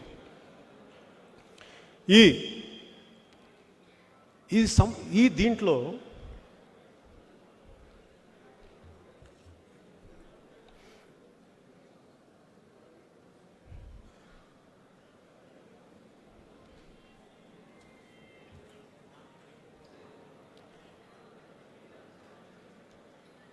నన్ను అడిగేది అందరూ, నీ ఐడియాలజీ ఏంటి? మొన్న ఈ మధ్యన కూడా నేను వింటా ఉన్నాను, చాలా కన్ఫ్యూజింగ్ ఐడియాలజీ అంటారు. ఒకసారి ఇది మాట్లాడతావు, ఇంకోసారి వాళ్ళతో జత కడతావు, ఇంకోసారి ఇది మాట్లాడతావు. అంటే ఒక దేహానికి ఒక రక్తనాళం సరిపోద్దా? ఒక దేశానికి ఒక నది సరిపోద్దా? మీరే వేరే పార్టీల్లో గెలుచుకున్న వాళ్ళని మీరు ఎమ్మెల్యేలు లాక్కుంటారే, అది మీకు తప్పు అనిపిస్తుందా? మీకు అంటే మీ తప్పుడు అధికారం కోసం మీరు ఎవరితోనే కలిసిపోవచ్చా? మేము మా ఆశయాల కోసం ముందుకు తీసుకెళ్ళడం కోసం నేను అవసరమైనప్పుడు వ్యూహం మారుస్తాం, అంతేగాని పిచ్చిగా అలా కూర్చోబెట్టి మేము చచ్చిపోయాం. ఎందుకంటే నేను అడుగు ముందుకు ఇవ్వాలి. దేనికి ఎప్పుడు తప్పంటే, వీళ్ళతో కలిస్తే నాకు వీళ్ళు ఇది ఇస్తారు, వీళ్ళు తెలిస్తే నాకు సెంట్రల్ మినిస్టర్ ఇస్తారు, నేను అట్లా కలవను. వీళ్ళతో వెళ్తే మా వాళ్ళకి న్యాయం జరుగుద్దా, మా వాళ్ళకి అభివృద్ధి జరుగుద్దా, మా రాష్ట్రం బాగుంటుందా, అప్పుడు కలుస్తాం చెప్పేదాన్ని బట్టి. బీజేపీతో కలిసినప్పుడు నేను అడిగాను, ఈ అమరావతిని ఉంచండి ఇక్కడ, వాళ్ళ దాన్ని ఒప్పుకున్నందుకే కలిసాను నేను. ఉత్తరాంధ్ర వెనకబాటుతనం గురించి ఉంది, మేము అండగా నిలబడతా ఉన్నాను, అందుకు కలిసాం. రాయలసీమ కరువు సీమగా ఉంది, అందరూ ముఖ్యమంత్రులు అక్కడి నుంచి వచ్చినా దాన్ని ఇంకా వాళ్ళు అభివృద్ధి అయ్యారు, కానీ ప్రజలు వలసలు వెళ్ళిపోతూ ఉన్నారు. ఎక్కడికో బెంగళూరుకు ఇంకో చోటుకి వెళ్ళిపోతుంటే ఆ వలసలు ఆపడానికి అక్కడ అభివృద్ధి కావాలంటే దాన్ని నిలబడతా ఉంటేనే నేను భారతీయ జనతా పార్టీ సపోర్ట్ చేశాను. అలాగే స్పెషల్ కేటగిరీ స్టేటస్లో నువ్వు ఎందుకు ఇట్లా అయిపోయావంటే, నేను ఎప్పుడు వెనక్కి వెళ్ళలేదు, చాలా బలంగా నిలబడ్డాను స్పెషల్ కేటగిరీ స్టేటస్కి. నేను ఒక కొండ నాకు ఇది హక్కు అని చెప్పి నేను తీసుకెళ్ళి ముందుకెళ్తున్నప్పుడు నా ముందర కాళ్ళకి బంధాలు వేసేది ఎవరైతే నాతో అండగా ఉండాల్సిన వాళ్ళే. తెలంగాణకి ఆంధ్రాకి ముఖ్యమైన తేడా, మాకు తెలంగాణ కావాలంటే ఇర్రెస్పెక్ట్ ఆఫ్ పార్టీస్, ప్రజలకి సంబంధం లేకుండా కులాలకి సంబంధం లేకుండా అందరు కలిసి మా తెలంగాణ కావాలని వస్తారు. ఆంధ్రాకి దౌర్భాగ్యం ఏంటంటే ఇది వాడు చేస్తున్నాడు, ఈ క్యాస్ట్ వాడు చేస్తున్నాడు, ఇది మా వర్గం కాదు. పవన్ కళ్యాణ్ చేస్తున్నాడు, నాకు ఏముండదా స్పెషల్ కేటగిరీ స్టేటస్, నాకు కానీ మెచ్చి మేకతోలు చెప్తారా నాకు చేసినప్పుడు. పోనీ ఎందుకంటే చాలామంది చప్పట్లు కొడతారు, నేను వస్తే సభలు పెడతారు, ఏదో నాకు సరదా కాదు.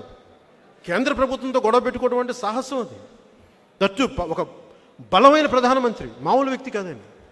ఆయన్ని ప్రశ్నించడం చాలా కష్టమైన పని, కానీ ఎందుకు చేశాను, ఆయనతో ఎందుకు చేశాను, ఆయన పాప ఆయనకి నేనంటే చాలా ఇష్టం ఆయనకి.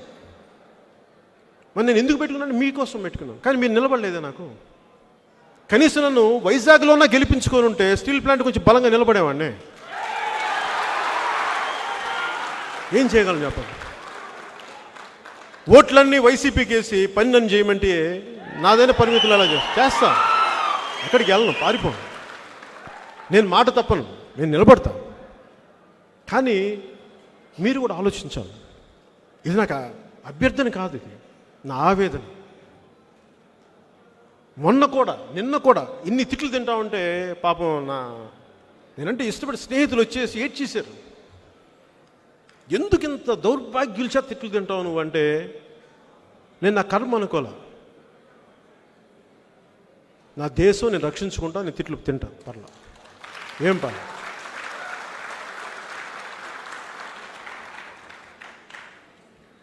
సో జనసేన ముఖ్యంగా నేను కులాలకు సంబంధించి 10 సార్లు మాట్లాడతాం, ఎందుకంటే మనందరం ఇంకా ఒక ఏకతాటిపైన రావాలి.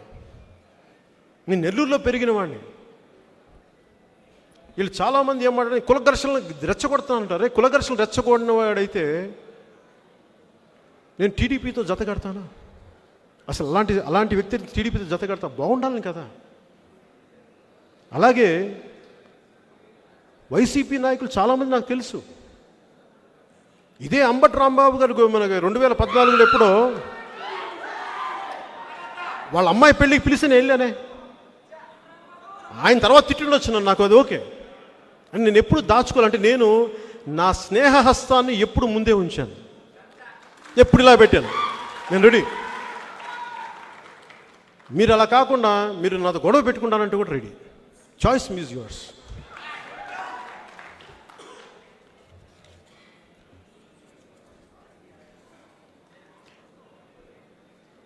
నేను పోరాట యాత్ర స్టార్ట్ చేసినప్పుడు నేను 25 సంవత్సరాలని చెప్పాను మీకు ఆ రోజున. 25 సంవత్సరాలు 2014లో నేను 25 సంవత్సరాలు పనిచేస్తానని చెప్పాను. అదేదో మీ చేత చప్పట్లు కొట్టించడానికి సరదాకు చెప్పలేదు, నేను నిలబట్టడానికి చెప్పాను. 2 చోట్ల ఓడిపోయినా, ఇంత స్టార్డమ్ మొదలుకొని వచ్చినా, మేము 2009లో అప్పుడు ఎలక్షన్లో చేసిన పొరపాటుకు నేను ప్రాయశ్చితం చేస్తున్నాను, మీకు క్షమాపణలు అడుగుతున్నాను, మిమ్మల్ని 2 చేతులతో క్షమాపణలు అడుగుతున్నాను, ప్రాయశ్చితం చేసుకుంటున్నాను. ఒకసారి మాటిచ్చి నిలబడలేక నేను దాంట్లో ఉన్నాను కాబట్టి బాధ్యత తీసుకొని మీరు ఏ శిక్ష విధించినా, మీరు ముఖ్యమంత్రి పదవి ఇవ్వండి ఇవ్వకపోండి, అది వరించనివ్వకపోండి, నాకు ఓకే. కానీ నేనైతే మీకు పని చేయడం ఆపను. ఎందుకంటే ఒకసారి మీరు మనసు పెట్టిన తర్వాత నేను వదలను. ఎందుకంటే అది నా మాట మీద నాకున్న గౌరవం, అది నా మీద నాకు అంత గౌరవం ఉంది.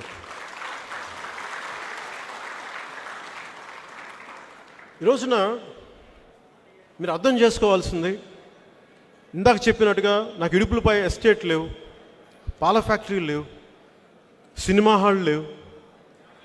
నాకు తెలిసింది ఒకటే సినిమాలు యాక్ట్ చేయడం. దాన్ని కూడా నా ఆర్థిక మూలాలను కూడా దెబ్బ కొట్టేస్తానంటే నాకు ఓకే. మీ అందరూ ఒక పూట అన్నం పెట్టరా, లేదంటే కూర్చోబెట్టే ఒక కాఫీ ఇవ్వరు. నాకు దాని గురించి ఆలోచించలేదు. అలాగే చాలాసార్లు అసలు నీకు డబ్బులు ఎలా వస్తాయి పార్టీ కంటే నేను మీకు చెప్తాను. ఆ రోజున నాకు కరెక్ట్ గుర్తులేదు, కానీ 1,65,00,000 కానీ 1,85,00,000 కానీ నా బ్యాంక్లో ఉన్న పెట్టుబడి డబ్బు పార్టీ స్టార్ట్ చేసేటప్పటికి నేనేమనుకున్నానంటే, పార్టీ స్టార్ట్ చేయడానికి 1,000 కోట్ల అవసరం లేదు, టన్నుల కొద్దీ గుండె ధైర్యం కావాలి. అది నా దగ్గర ఉంది, అది నా పెట్టుబడి. ఒక అభిప్రాయాన్ని నిలబడి ఘంటాపదంగా బలంగా స్ఫుటంగా చెప్పగలను, అది నా బలం, అది నాకు తెలుసు. అది పైగా నేనేం ఆశించను కూడా. జీవితంలో సాయుధ పోరాటానికి సిద్ధమైన వాడిని నేను. వెనక్కి తగ్గే ప్రశ్న లేదు. పోతే ప్రాణాలు పోవాలి, కానీ అడుగు వెనక్కి పడదు.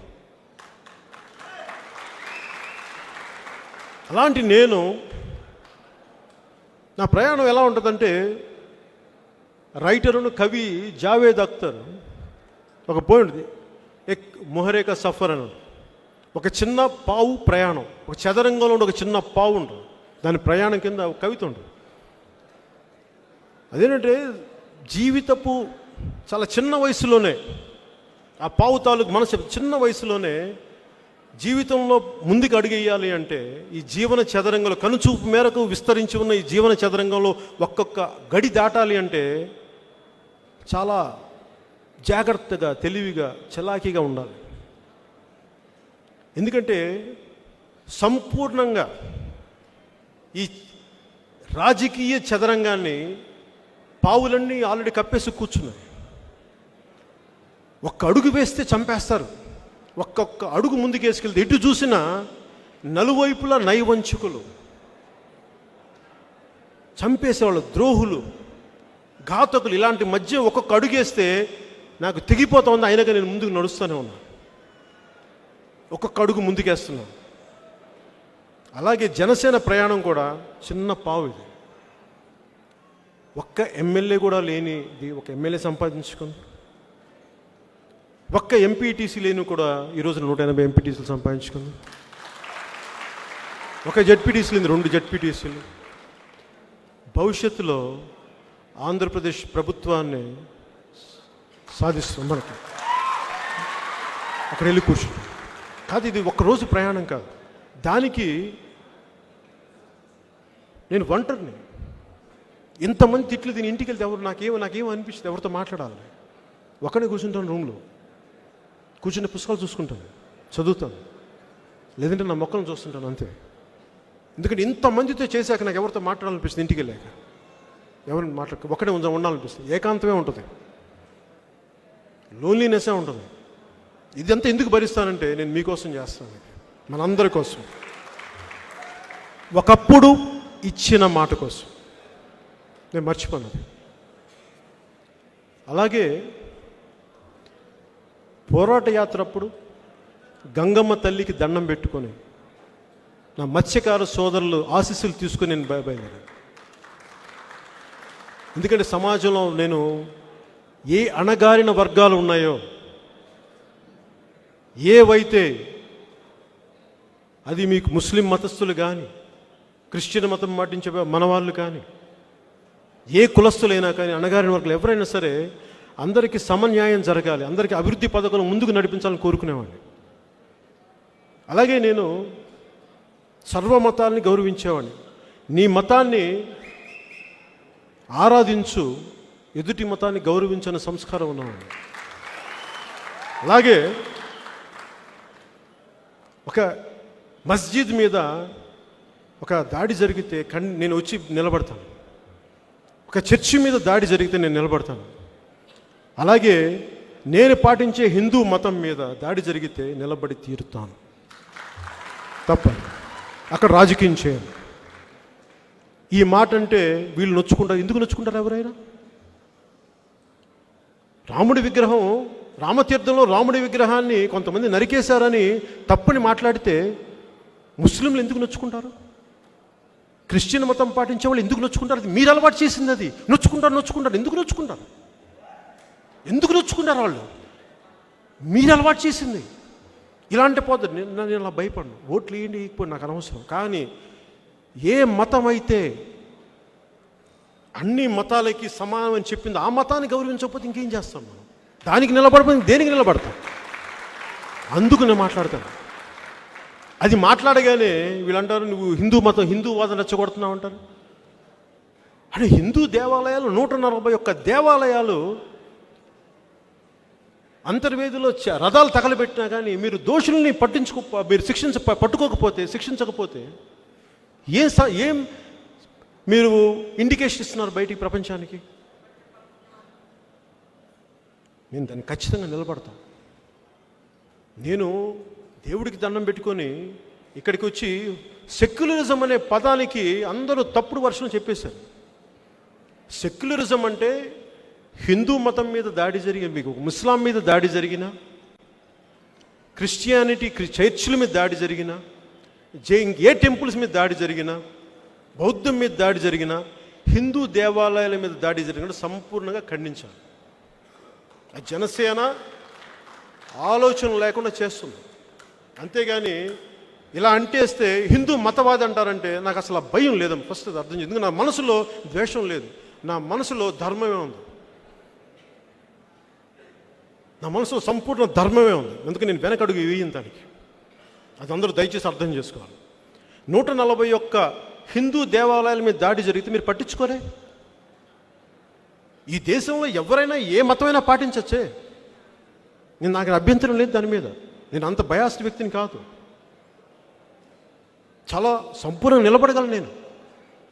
కానీ మరి జరుగుతుంటే ఇలా ఎవరు నొచ్చుకుంటారు?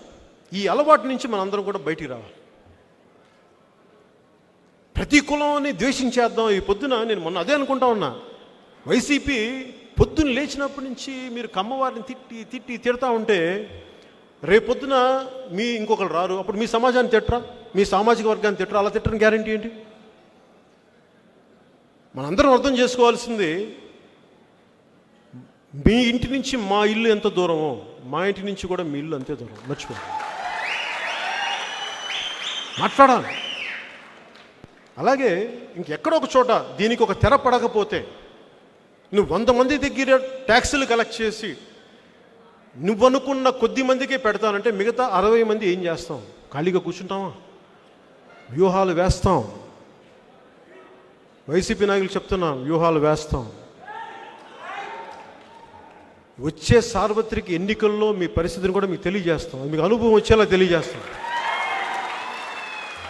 మేము పారిపోం. జాతీయ స్థాయి నాయకుల దృష్టికి తీసుకెళ్తానే ఉన్నాను. ఇవన్నీ ఏ రోజు ఎప్పుడు ఢిల్లీకి వెళ్ళి చెప్తానే ఉంటాను. వారి దృష్టికి తీసుకెళ్ళాను. ఆంధ్రప్రదేశ్ పరిస్థితి వివరించాను, వివరిస్తుంటానే ఉంటాను.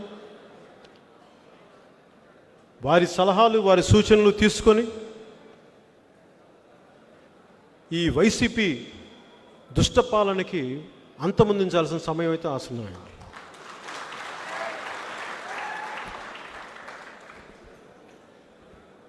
ఈ రోజున నేను అందరికీ ఒక పిలుపునిస్తున్నాను, మీ దగ్గరికి, మీ అందరినీ అభ్యర్థిస్తున్నాను. ఇక మనం పిరిగితనం మానేద్దాం, పిరిగితనం ఆపేద్దాం. నేను ఎప్పుడు నాకు పిరిగితనం లేదు, నేను జాగ్రత్త ఉంటుంది. ఎందుకు జాగ్రత్త ఉంటుందో చెప్తాను మీకోసమే. ఈ పిల్లలు ఉంటారు, నా బిడ్డలు జెండాలు పట్టుకొని బైకులు తిరుగుతూ ఉంటారు. నేను ఎవరి దగ్గరికి వచ్చి నమస్కారం పెట్టి తెలంగాణలో తిరుగుతాను. అందరూ ఎందుకు మాట్లాడతారు? మా వాళ్ళు కొంచెం ఒక మాట అనకంటే వాళ్ళు హుషారుగా బైకులు స్పీడ్గా వెళ్తారు తప్ప మా వాళ్ళు ఏం చేయరు. నమస్కారం, మంచిగా ఉంటాను, మీకోసం మంచిగా ఉంటాను. నా కోసం నేను ఎవరికి బయటికి రాను, ఇంట్లో నుంచి బయటికి రాను. కానీ మీకోసం నేను ఎప్పుడు బయటకు తగ్గి మాట్లాడతాను, మీకోసం. అలాగే ఆంధ్రప్రదేశ్ ప్రభుత్వ శాఖలందరికీ కూడా నా విన్నపం, ప్రభుత్వాలు మారబోతున్నాయి వచ్చే సార్వత్రిక ఎన్నికల్లో. ప్రభుత్వాలు మారబోతున్నాయి.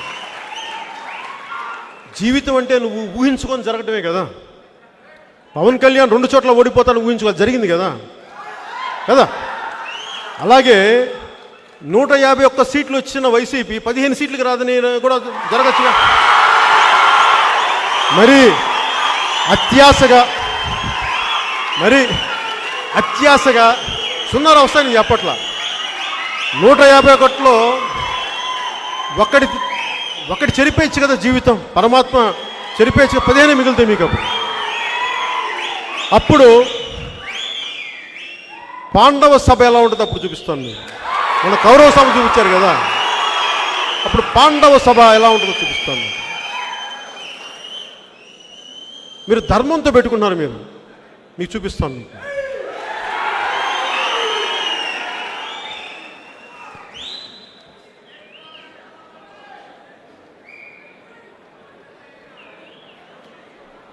ఈ రోజున భయపడే అందరికీ ఒకటే చెప్తాను, ఎవరికన్నా గుండె ధైర్యం లేకపోతే ఇక్కడ నువ్వు ఆడపడుచులకే చెప్తున్నాను. ఇంటింటికి వెళ్ళి ప్రతి ఒక్కరూ కూడా మన చిత్ర పరిశ్రమ కూడా మాట్లాడాను. నాకేం సరదానా చిత్ర పరిశ్రమ గురించి మాట్లాడడానికి? నాకు అసలు కాదు. కాకపోతే అది రాష్ట్రంలో భాగం. ఎందుకంటే మన సినిమాలు చూస్తాం, నచ్చుతాం, మన హీరోని చప్పట్లు కొడతాం.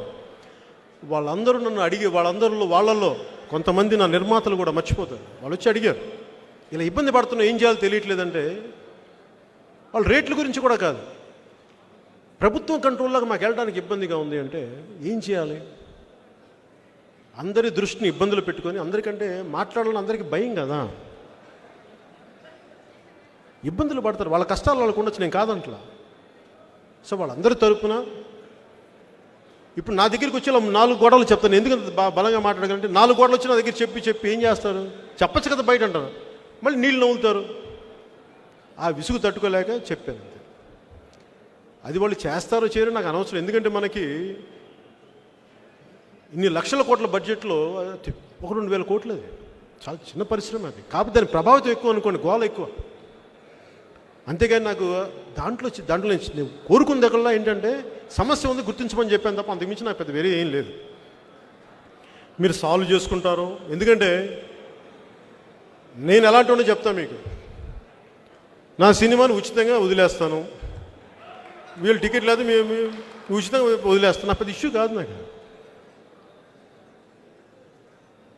అది. నిజంగా నా సినిమా పెద్ద ఇష్యూ కాదు. నా సినిమా నా కోసం నేను ఎప్పుడు చేయను, నేను ఎప్పుడు 10 మంది కోసం నిలబడతాను. అలాగే నేను ఇంకెక్కడో చోట దీనికి ఒక చరమాంకం పలకాలి, దీని మీద వ్యూహం వేయాలి. నేను మీకు ఈరోజు మాట ఇస్తున్నాను, ఇప్పుడు దాకా నేను ఎప్పుడు మాట ఇవ్వలేదు, చెప్పలేదు ఇంత గంటాపదంగా. నా వచ్చే సార్వత్రిక ఎన్నికల్లో జనసేన డంకా బజాయించబోతుంది. వైసీపీ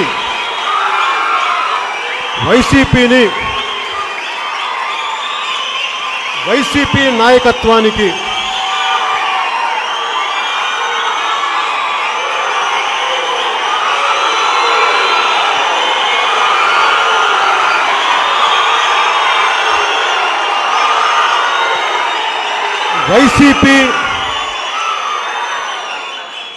వైసీపీ నాయకత్వానికి నేను ఛాలెంజ్ చేస్తున్నాను. పవన్ కళ్యాణ్ ఛాలెంజ్ చేస్తున్నాను.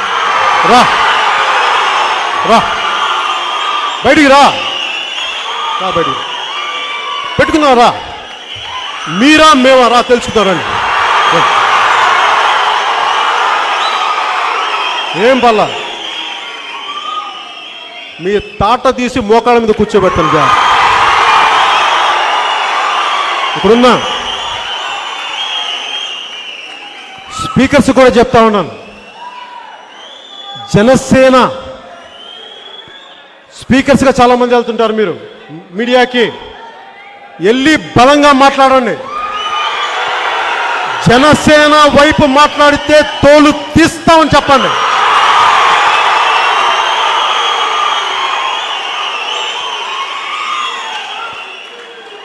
మీరు గుర్తుపెట్టుకోండి, ఇది కూడా చెప్తున్నా, ఏ వైసీపీ కార్యకర్త మనల్ని ఇబ్బంది పెట్టాడు దగ్గరించి వాళ్ళ నాయకుడు ఎవరైనా సరే చిట్టా రాసుకొని చెప్తా, రాయని చెప్తా.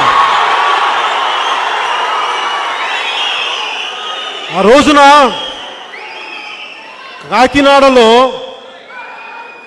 కాకినాడలో మా ఆడబిడ్డల మీద మీరు చేయి చేసుకున్నా నేను మర్చిపోలేదు.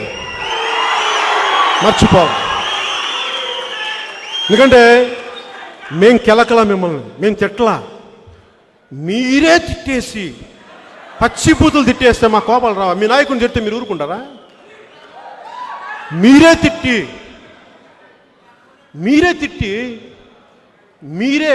మరి మా వాళ్ళ కోపస్ వస్తే ఎవరి చేత కొట్టించారు? అన్నీ మాడపడుచు అన్ని కులాల నుంచి వెళ్తే మీరు అందరి చేత కొట్టించారు. నేను మర్చిపోలేదు, గుర్తుపెట్టుకోండి. మీకు కూడా చెప్తానమ్మా, నేను మర్చిపోయే ప్రసక్తే లేదు. నాకే తెలుసు, ఎవరెవరు అందరూ తెలుసు, నాకు మర్చిపోయే ప్రసక్తి లేదు. ప్రజాస్వామ్య పద్ధతిలో ఎవరు ఏం చేశారో మీకు దాని తగ్గగా ప్రతిఫలం మీకు ఇవ్వబడుతుందమ్మా, మర్చిపోయింది. ఎందుకంటే నాన్న, ఇది పవన్ కళ్యాణ్ చెప్పేది కదమ్మా, ఇది లా ఆఫ్ ఫిజిక్స్ అంటారు దీన్ని. చర్యకి ప్రతి చర్య ఉంటుంది.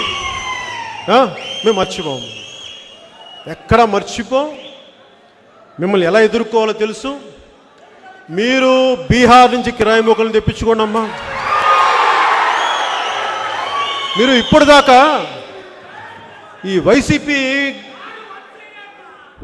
వాళ్ళు ఇప్పటిదాకా మనలాంటి వాళ్ళని చూడలేదు. వీళ్ళు ఏమంటే అనుకుంటారంటే, ఏమ్రా అని ఇట్లా వాళ్ళ బూత్లో ఉండ తిరిగితే మనం భయపడే ప్రసక్తి లేదు. తోలు తీస్తాం, మీకు జాగ్రత్త. భయపడతాం మీకు.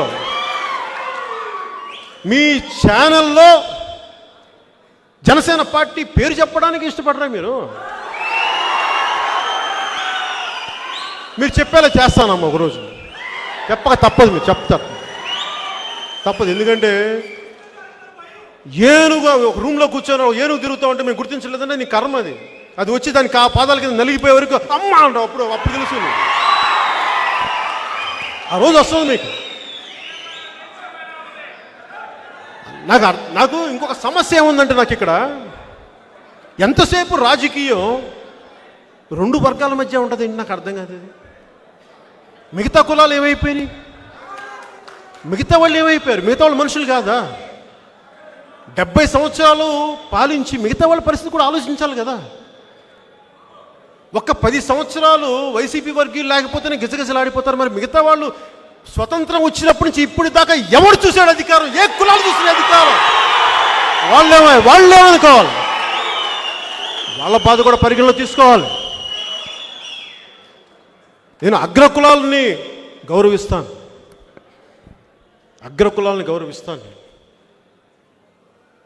చాలా బలంగా గౌరవిస్తాను. మా నాన్నగారు ఈ మాగుండు సుబ్బు, ఇప్పుడు వాళ్ళ శ్రీనివాసరెడ్డి గారు అంటున్న వాళ్ళ ఎంపీ, మా నాన్నగారు స్నేహితులైన. నేను చిన్నప్పటి నుంచి నెల్లూరు రెడ్లతో పెరిగినవాడిని. నేను కులద్వేషాలు రెచ్చగొట్టిన. కాకపోతే అందరికీ సమన్యాయం చేయండి. సమాజంలో అందరం ఉన్నాం కదా, ఒక్కళ్ళం కాదు కదా, మీరు ఒక్కళ్ళే కాదు కదా, అందరికీ ఇవ్వండి స్థానం. పెత్తనం ఒక్కలే చలాయిస్తానంటే ఇలా కుదరదమ్మా. ఆ రోజులు అయిపోయినాయి, నిజంగా చెప్తున్నాను. ఒక్క కులమే శాసిస్తానంటే కుదరదు. ఆ రోజులు అయిపోయినాయి, మర్చిపోయి కుదరదు. ఇక్కడ ఇంతమంది ఉన్నాం, అడగండి ఒక్కొక్కరిని ఏ కులాల నుంచి వచ్చారు. అన్ని కులాలు ఉండాలి. ఒక్క కులం ఆధిపత్యం అంటే కుదరదు, తప్పది. నా కులం ఆధిపత్యం కూడా ఉండకూడదు. అన్ని కులాలు సమానంగా ఉండాలి. అందరూ ఉన్నారు ఇక్కడ. సర్వ మతాలు ఉన్నాయి, సర్వ కులాలు ఉన్నాయి. అందరికీ మనం ఒకేసారి స్థానం కుదరకపోవచ్చు. కాకపోతే ప్రయత్నం కూడా చేయకపోతే మీరేం తప్పాలి. అలా కుదరకూడదు. ఇంకా దీన్ని మార్చుకుందాం, అందరం మార్చుకునేలా చేయాలి. ఆంధ్రప్రదేశ్ రాజకీయం అలా చేస్తే తప్ప ఆంధ్రప్రదేశ్ బాగుపడదు. దానికి జనసేన సంసిద్ధంగా ఉంది.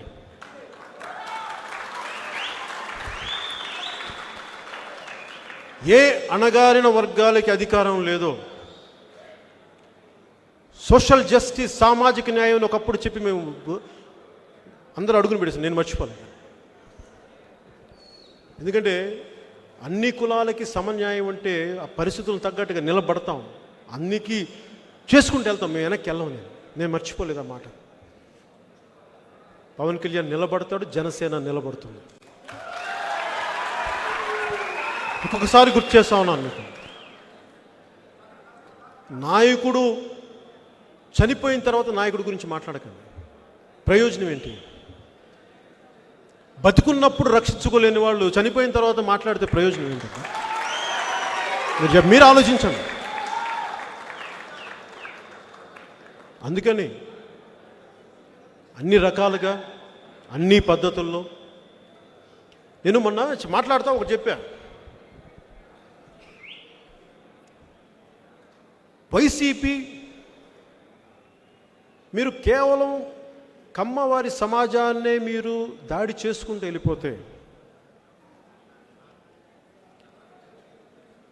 ప్రతి ఒక్కరు ఏదో కులానికి చెందాలి కదా, ఒక మతానికో కులానికో చెందాలి, మాకు చాయిస్ లేదు. మీరు కక్ష కట్టేసి కశ్మీర్ పండిట్లను తరివేసినట్టుగా ఒక జాతిని ఆంధ్రప్రదేశ్ని తరిమేద్దామంటే తప్పు కదా. అలా చెయ్యొచ్చా? మానవత్వం అది? అలా కుదురుద్దా? ఆలోచించాలి కదా. అలాంటి దాడులకి బాధితులకు కూడా మేము అండగా ఉంటాం. నేను మీకు మాటిస్తున్నాను. అలాగే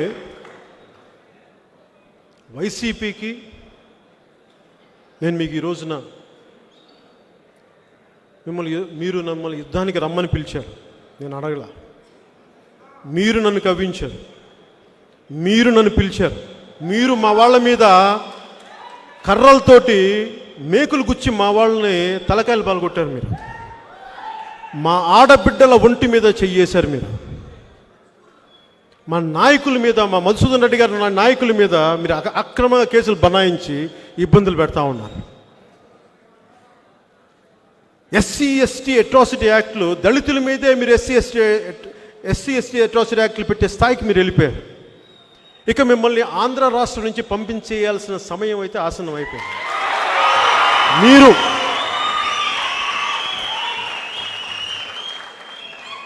వైసీపీ నాయకత్వానికి నేను సవాల్ విసురుతున్నా.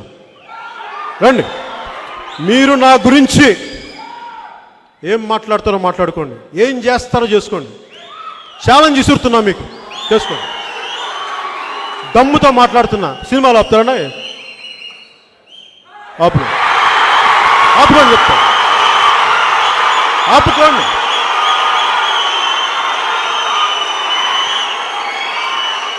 మిమ్మల్ని భవిష్యత్తులో మీకు ఉంటుంది, మీరు కానీ యుద్ధానికి మీరు పిలిచారు. నేను కవ్వించలా. కాకినాడలో మీ ఎమ్మెల్యే మా ఆడపడ్డల మీద దాడి చేశాడు. మేము అడగలా, మేమేం వల్ల మీరు పచ్చి బూతులు తిడితే మమ్మల్ని లాక్కొచ్చారు. ఏంటని ప్రశ్న మా మీద దాడి చేశారు. ఇలాంటి దాష్టికాలు ఒకటి కాదు. అనంతపురం జిల్లా నుంచి మన శ్రీకాకుళం వరకు మీరు అందరినీ మమ్మల్ని ఇబ్బంది, మా కార్యకర్తని, మా జన సైనికుడిని నిర్దాక్షిణ్యంగా ఆత్మహత్య చేసుకుని చేశారు మీరు ప్రకాశం జిల్లాలో గిద్దలూరు. నేను మర్చిపోలా. ప్రజాస్వామ్యబద్ధంగానే మిమ్మల్ని ఎలా ఎదుర్కోవాలి, మిమ్మల్ని ఎలాగా లొంగదీసి కింద కూర్చోబెట్టాలో మాకు తెలిసిన వాళ్ళని గుర్తుపెట్టుకోండి.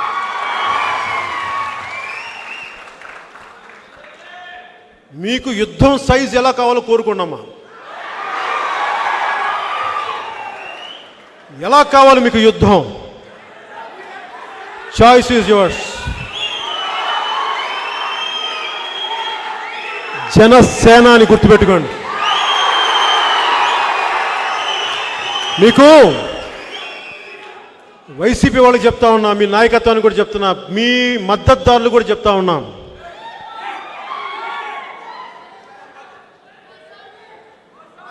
ఒక ముగింపు మాట చెప్పబోయే ముందు ఒక మాట చెప్తాను. వైసీపీ 2018లో చాలామంది వైసీపీ మద్దతుదారులు, చాలా పెద్దలు, ఫార్మాసు రంగంలో ఉన్నవాళ్ళు కానీ, డాక్టర్లు కానీ, 3-4 సంవత్సరాలు పార్లమెంటేరియన్స్ కానీ, మా వాడికి జైవయ్యా అన్నారు. మీరందరూ నా ఫ్యామిలీ ఫ్రెండ్స్. ఈరోజు నా సభాముఖంగా తెలియజేస్తున్నాను, మనవాడు అనుకుంటే సరిపోదు, మనవాడి గుణం ఉందా లేదని కూడా మీరు గుర్తించాలి. మీరు మర్చిపోకండి. గొడ్డలిలో దూరిన కర్ర కులాన్నంతా కొట్టేస్తుంది, అది కూడా మర్చిపోకండి. కులం ప్రధానం కాదు, గుణం ప్రధానం. మీరు ఎవరిని సపోర్ట్ చేసి తీసుకొచ్చారో ఆ వ్యక్తి ఈ రోజున ఆంధ్రప్రదేశ్ని విధ్వంసాన్ని క్రియేట్ చేస్తున్నారు. ఆ పాపంలో బాధ్యత మీకు కూడా ఉంది, మర్చిపోకండి. మీ అందరికీ ఉంది. 2000 ఈ సార్వత్రిక ఎన్నికల్లో ఒకసారి మీరు కూడా కూర్చొని, పెద్దలందరూ కూర్చొని, కొంతమంది మీరు మాకు బంధువులు కూడా, మా అన్నయ్య గారి తరపున మీరందరూ కూర్చొని మీరు చేసిన ఈ తప్పుని ఎలా సరిదిద్దుకుంటారు మీరు కూడా ఆలోచించకపోతే తప్పు చేసిన వాళ్ళైతే. ఎందుకంటే నేను ఇంకొకసారి చెప్తున్నాను, మీకు మించి ప్రత్యేకించి మీ ఇంటి నుంచి మా ఇల్లు ఎంత దూరమో మా ఇంటి నుంచి కూడా మీ ఇల్లు ఎంతో దూరం. మర్చిపో దయచేసి నేను రిక్వెస్ట్ చేస్తున్నాను మిమ్మల్ని. గుణ ప్రధానంగా వెళ్ళండి, కుల ప్రధానంగా వెళ్ళకండి. ఎందుకంటే నేను నిజంగా నా కుల ప్రధానం అయితే ఈ రోజు నేను నిజంగా కాపులు అయితే నా కాపులే ఓటేయాలి, కాపు నాకు అందరూ ఓటేయలేదే. అందుకని కుల ప్రధానం కాదు, ఇక్కడ గుణం ప్రధానం, గెలుపు ప్రధానం. నేను మనందరం ఒకటే వేడుకుంటా ఉన్నా, అణగారిన ఏ వర్గాలకైతే అధికారం లేదో ఇప్పుడు దాకా నాయకత్వం వహించిన పాలక వర్గాలని గౌరవిస్తూనే మిగతా కులాలని అందరం ఎక్కించాలని నేను కోరుకుంటున్నాను. మిగతా జాతుల్ని, మిగతా మతాల్ని సముచిత స్థానంలో ఇవ్వాలని కోరుకుంటూ,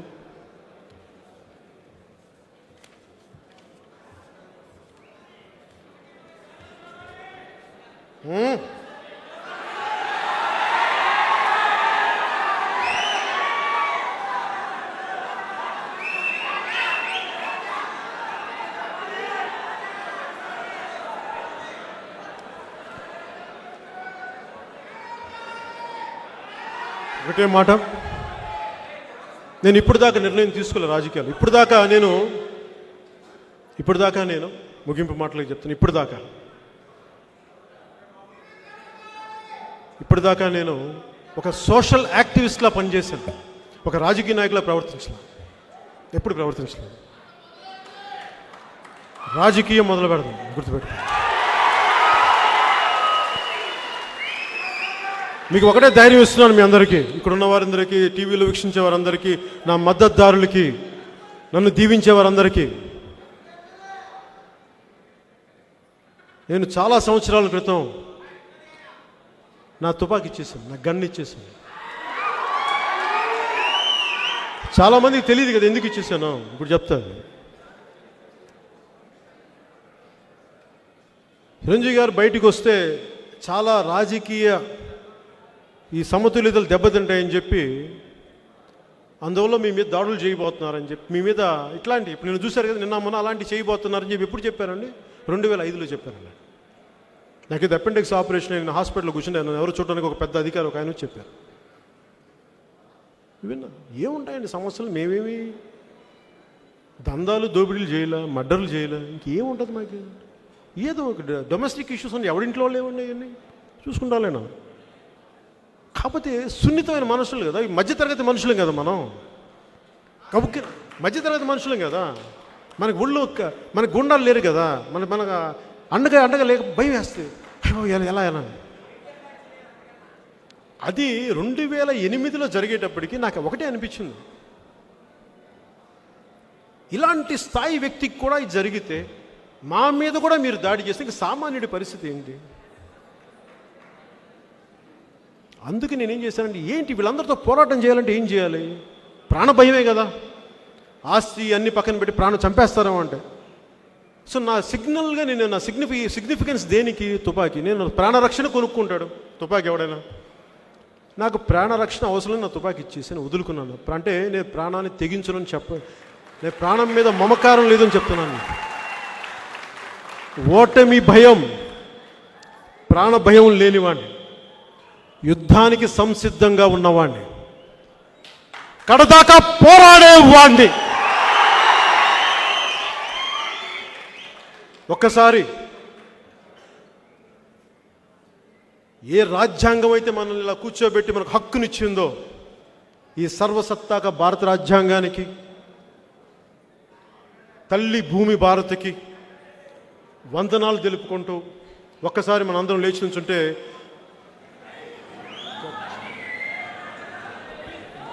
జాతీయ గీతాన్ని పెట్టండి.